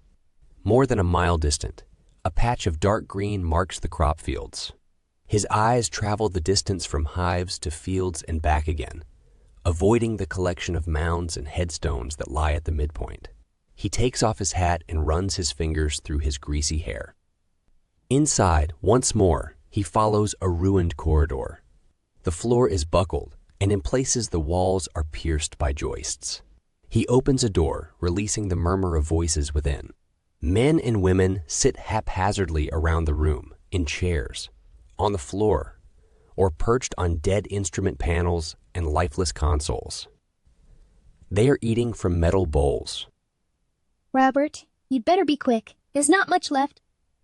says a young woman in a dirty gray flight uniform. He takes a bowl and spoon. Someone scoops out a ladle of stew for him. It is a mixture of grains and reconstituted dried vegetables. The texture is coarse and the taste bland. He grimaces as he forces it down. Are you joining us out in the fields tomorrow, Robert? Calls a sharp-faced man with a thin beard. He shrugs and fills his mouth with another spoonful. I've been missing you out there, Robert. Need all the help we can get if we're going to get this harvest in. Even a systems tech can dig, you know? He chews. The room's quiet and the people watch him. There's some stew left, if anyone's up for a second helping, says Hannah. Several people stand and the conversations resume. Sure wish I could pull honeybee duty, relaxing in the cool shade all day, says the sharp-faced man. His drawling voice raised above the hubbub. The room becomes silent once more. Winston, you're on digging duty again tomorrow. The man curses and throws down his bowl, the remains of his stew splattering the floor. And you'll clean that up now, if you don't want to be digging all week. Hannah turns to the crew. In case anyone else is as dumb as Winston, let me explain. If this colony is going to be successful, we have to grow our own food. If we're going to grow our own food, we need bees to pollinate the crops. You think you'd rather be a beekeeper than a farmer? Do any of you have the first freaking idea? How? Lips set, her eyes roam the room. Does anyone here want to go and talk to Maggie to find out? Raise your hand if you do. Anyone? Winston? Winston keeps his head down and wipes the floor. Hannah sits on the edge of a desk. You're all tired, I know. You're tired and hot and sweaty, and you're sick of eating the same thing night after night. Things didn't go to plan. We crashed. We lost people and equipment we needed. Some of us lost people we loved, but what's happened has happened. There's no going back, and there's no rescue mission that's going to get here before we're all dust. Wishing things were different won't change anything. It will just make you miserable. She stands. So if anyone else is thinking how much better off they'd be if they were beekeeping or weeding instead of digging, or cooking instead of cleaning, forget it. Every chore has to be done, and the work is shared out fairly according to everyone's experience and skills. For this colony to succeed, we all have to do the work we can do. After he's finished eating, he goes to Hannah. I can do more. Her eyes search his. Are you sure? I think so. He looks down. I can try. She touches his upper arm. We're sowing brassicas tomorrow. I'll send someone to collect you when the work team goes out. When he opens the panel, Maggie's face is exactly as before. What are you doing, darling? Packing. 5 kilos. Comes the voice from the speaker. How to fit everything you want to take to a new world into 5 kilos of luggage. 5 kilos for a lifetime of memories. A sigh. Have you packed? What are you taking? A pause. Robert, where are you? His eyes close. I'm here, Maggie. You just can't see me. What? Where are you? Don't do that. Come out. You're frightening me. I'm here. Don't be scared. Why can't I see you? Where are you? Maggie. Robert, what's wrong? Please tell me. Where are you hiding? He tries to speak, but cannot. You aren't here, are you? You're in my mind. Robert, are you a ghost? Have you died? He runs his sleeve across his eyes. He pinches his nose and wipes snot on his trouser leg. I haven't died. I'm on Kepler, 568c. We named it Perseverance. He screws his eyes shut and rubs them with his thumb and forefinger. I reach into your memory. I'm sorry. I have to. You're the only one who knows how to care for the bees. Most of the stored data was destroyed. Another silence. That's Not credible. No. A nervous laugh. I'm imagining things, but I can hear you as clear as day. If this is a joke, please, come out now. I can't. I'm not there. You're from the future? In a way. You're at the time before we left, right? It's 2 days before launch. A long silence.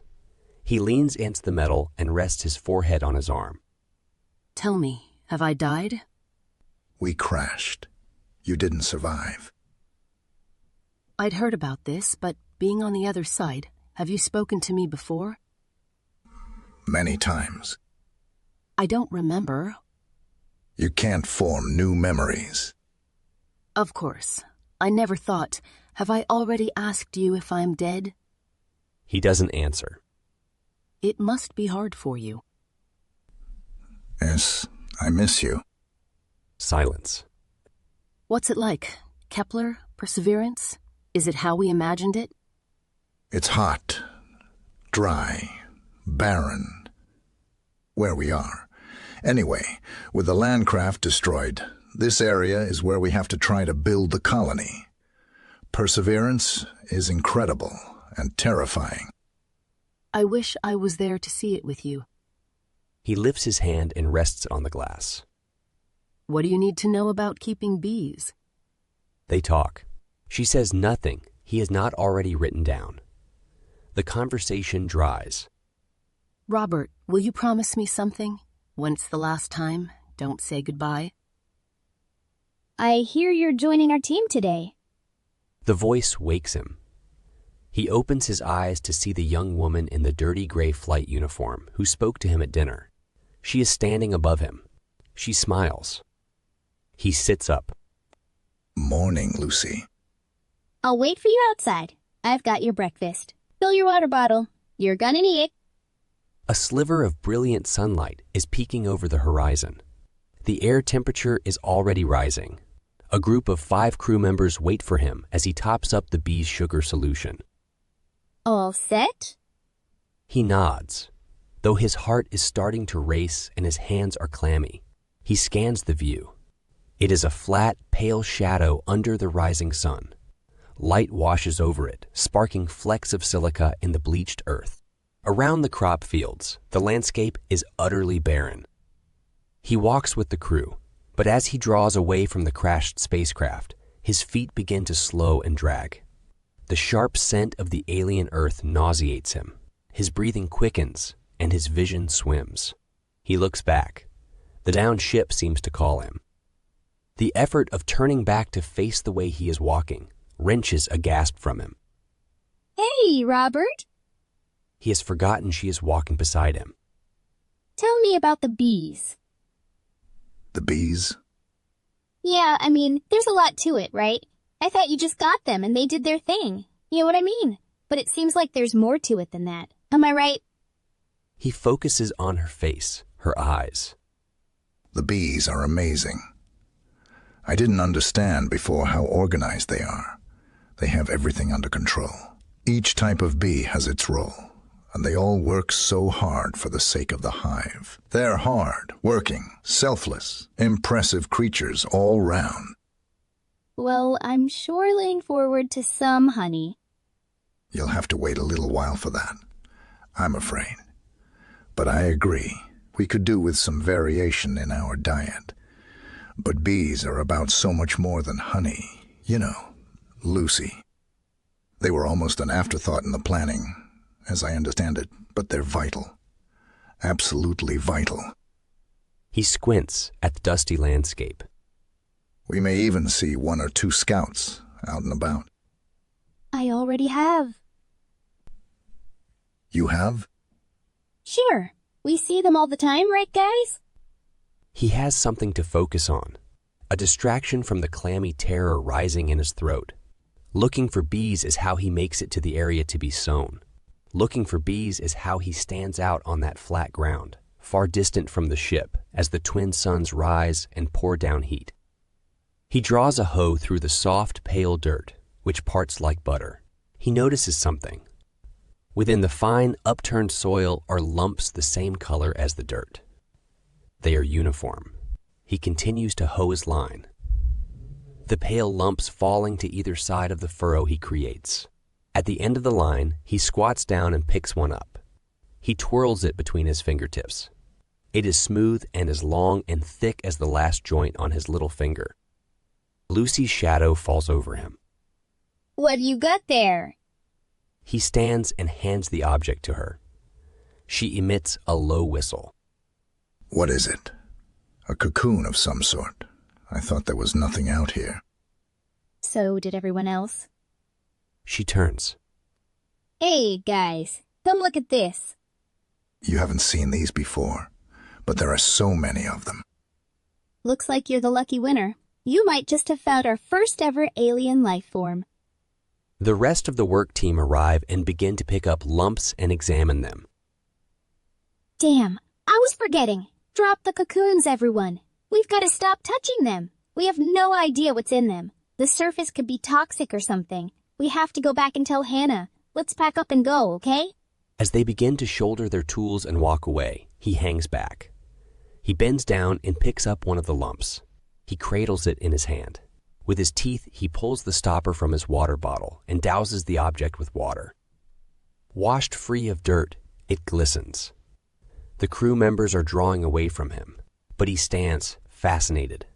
Lucy turns and calls, telling him to catch up. He cannot take his eyes from the object in his hand. It twitches, and he nearly drops it. It jerks, splits open. He gasps. Shimmering emerald and sapphire tissue expands and fills his palm. Slowly, the tissue separates and takes form. 4 wings, 2 on either side, translucent and fine as spider thread. Where the wings meet, a tiny, slim, softly furred black body squirms. Robert is mesmerized. The departing crew and the distant, crashed spaceship are forgotten. The heat, the alien scent, the 2 impossible suns are distant glimmers at the back of his mind. He sees nothing but the new life, trembling in his hand. The wings lift, flap, the bone-dry air drying them instantly. Tears fill his eyes. He lifts the creature, holding his open palm to the sky. 2 beats of its wings, and it's gone. The end. This has been Never in Fear, Fly to the Woods by J.J. Green. For more J.J. Green books, visit jjgreenauthor.com. Lorin of the World by J.J. Green, AI-NARRATED. It was time for Rishnal to return to the sky, so we took him down before the sun's shadow crossed the valley and laid him out on the returning stone. Mother of the People removed his axe and furs and the leopard tooth necklace that was his 3 generations gift and placed them on the stone next to his head. Rishnal's body was thin like an old man's, though his hair had no white in it. Mother of the People asked Rishnal who was to receive his leopard tooth necklace because he had no child, but Rishnal did not answer. She asked him again, and she asked him who should receive his furs. She didn't ask who should receive his axe, because First takes all tools and gives them out as he chooses, according to the needs of the people. Rishnal did not answer. He sweated and shivered and didn't look at the Mother of the People or seem to hear her words. A 3rd time she asked him, and when he still didn't answer, she took his axe and furs and leopard tooth necklace.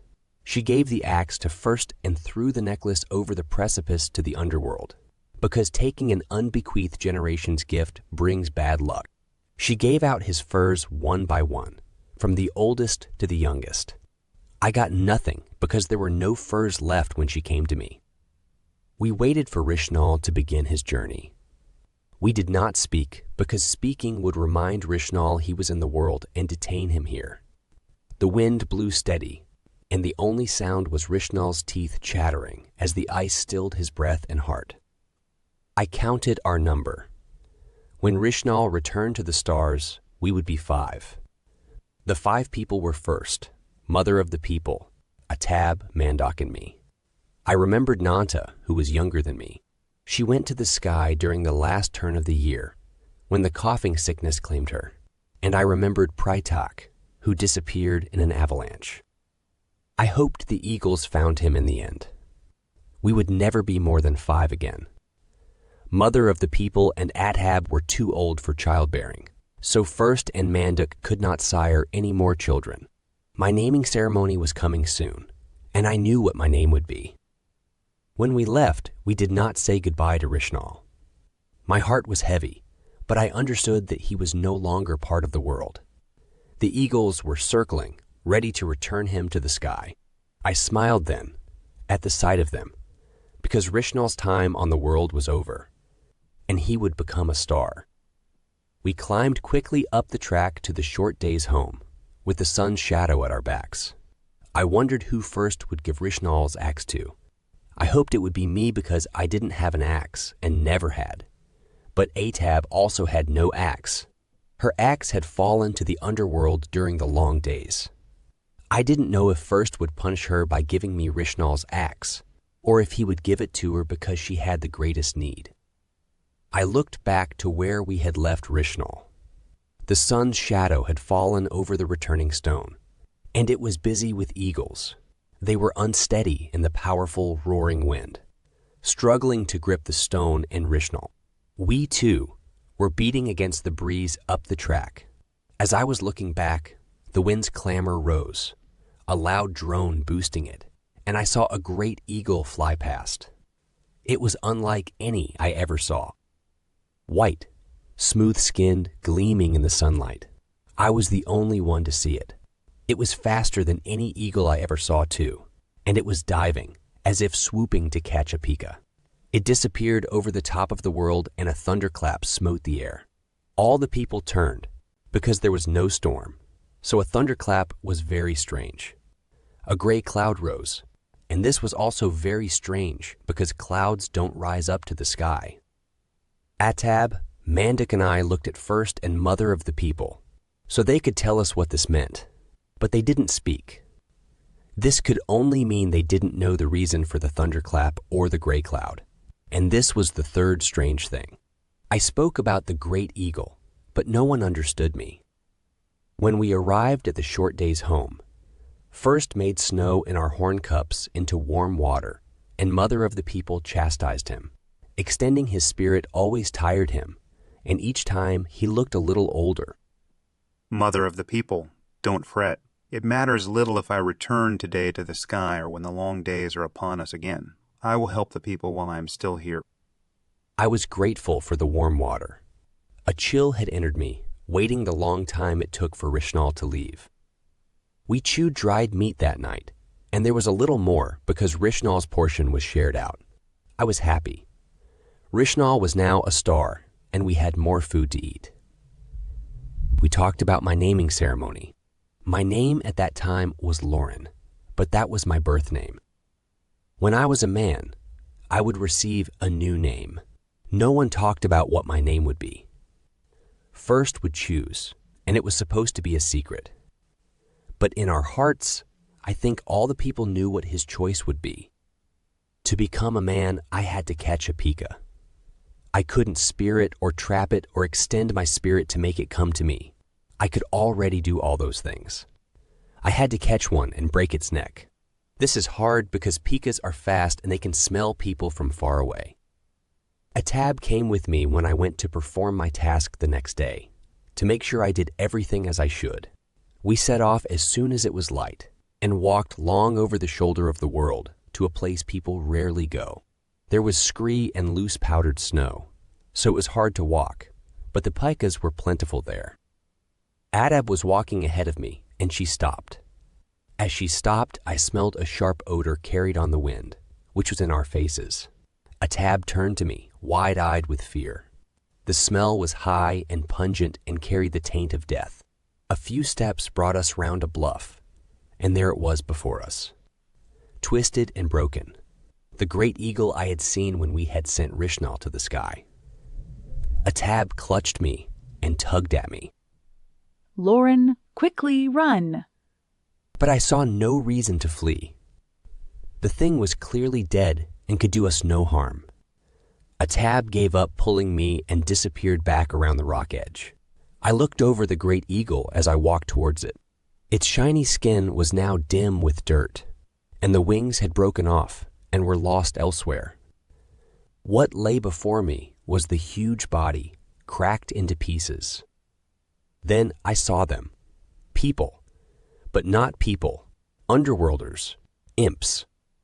Dead, scattered around the ruined eagle-like pieces of rotten fur skin, discarded. I began to think that Atab had been right to run away, because First had always told us we must hide from the Underworlders. But these looked as lifeless as the great bird that had carried them. They could do me no harm. I marveled at their method of travel. To ride on the back of an eagle, that would be a wonderful thing. The belly of the eagle lay open, and I was curious to see what was inside. Looking in, I saw no guts or heart or liver. More Underworlders lay there, broken and bloody, some tied down by their waists, others on the floor. Even little baby imps had died. The ice had entered them, and their skin was yellow and hard. I thought I saw a pile of furs move. The movement was so slight I thought maybe I had imagined it. My heart began to beat fast. Should I go and tell the other people, I wondered. But I wanted to know what was there, and if I told First, he might forbid me from returning. I reached out and lifted the furs. They were thin, loose, strange. I gasped. A female underworlder lay underneath. She blinked at me. She was alive.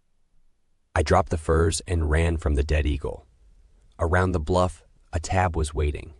I grabbed her and told her what I'd seen. Lorin, you must be mind-sick. Why did you have to go in there? First will be angry with you. Let's go back. You can hunt Pika another day. But Atab was wrong. First was not angry. He listened carefully and thought for a while. He asked me about the female imp. But I couldn't tell him much because I had only seen her for a moment before I ran away. He stood at the short day's home entrance that evening and watched the sky turn dark. I wondered if he was thinking about the great eagle and the Underworlders, or if he was only trying to find Rishnal's star. I fell asleep watching him. It seemed only a few moments later I felt him shaking me. The sky was beginning to turn light, and Mandak was already awake and tightening the fastenings on the sled we had made to take Rishnal to the returning stone. Mother of the people and Atab were sleeping. Lorin, wake up. We're going to find your imp.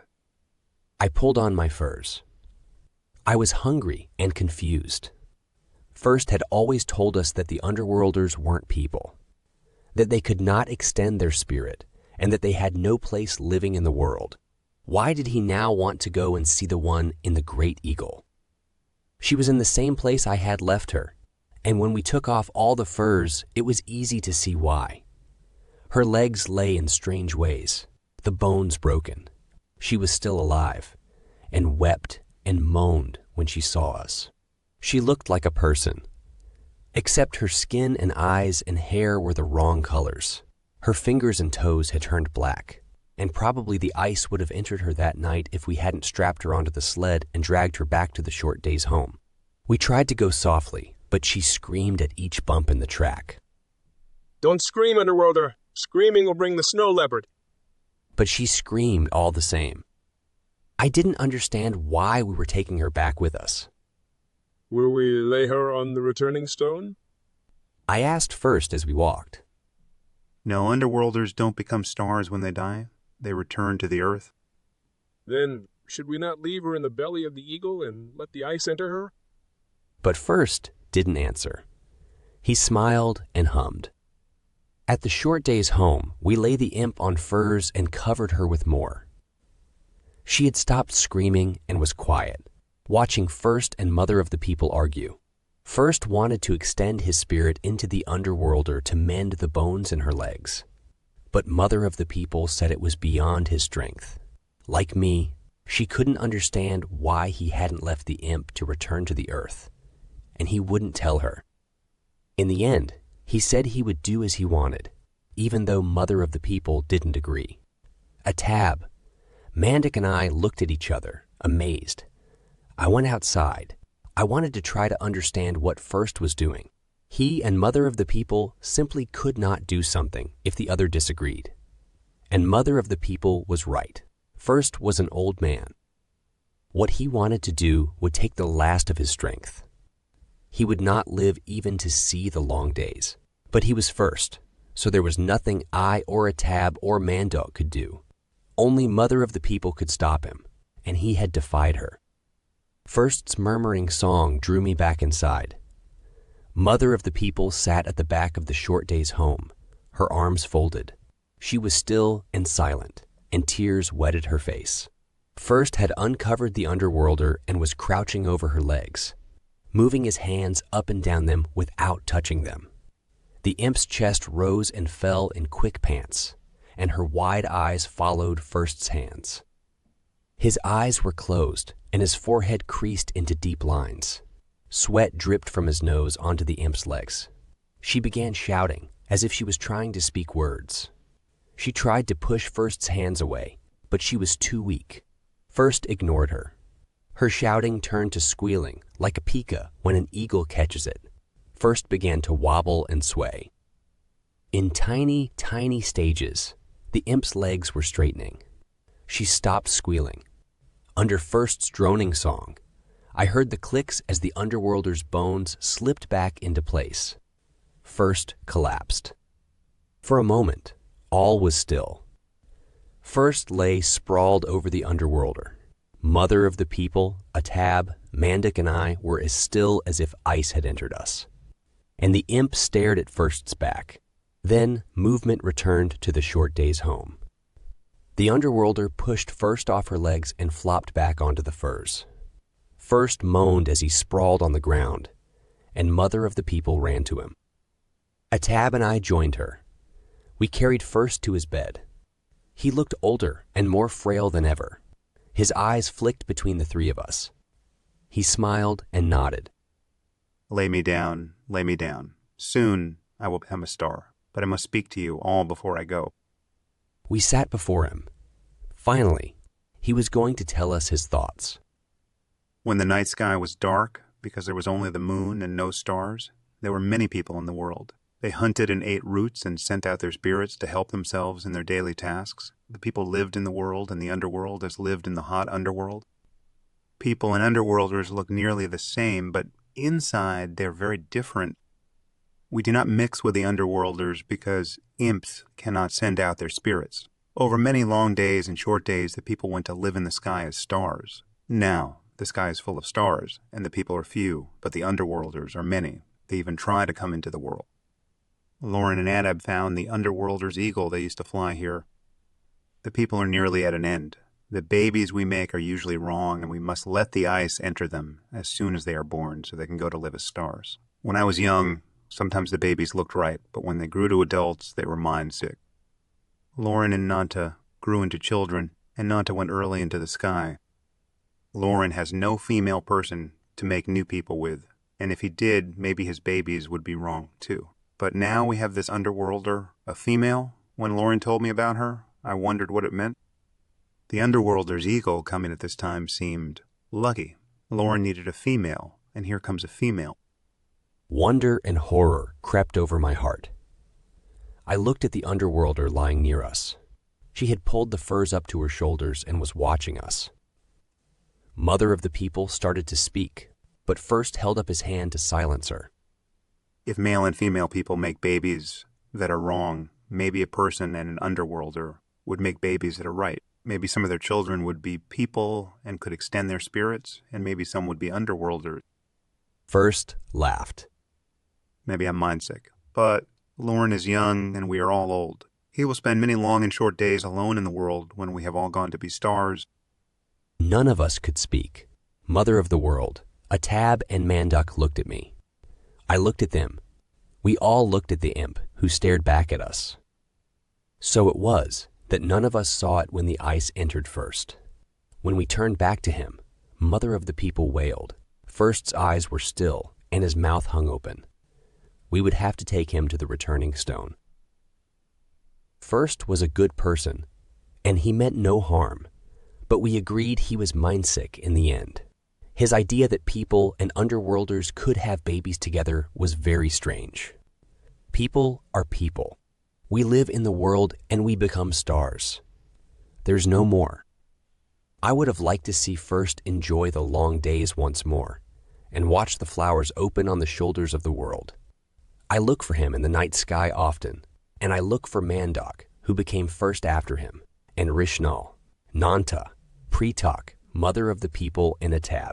I look for them all in the long, clear nights when the days are short. We fed the underworlder dried meat and roots, and she grew strong. The time came when we thought she was strong enough to walk with me down into the underworld and find some others of her kind.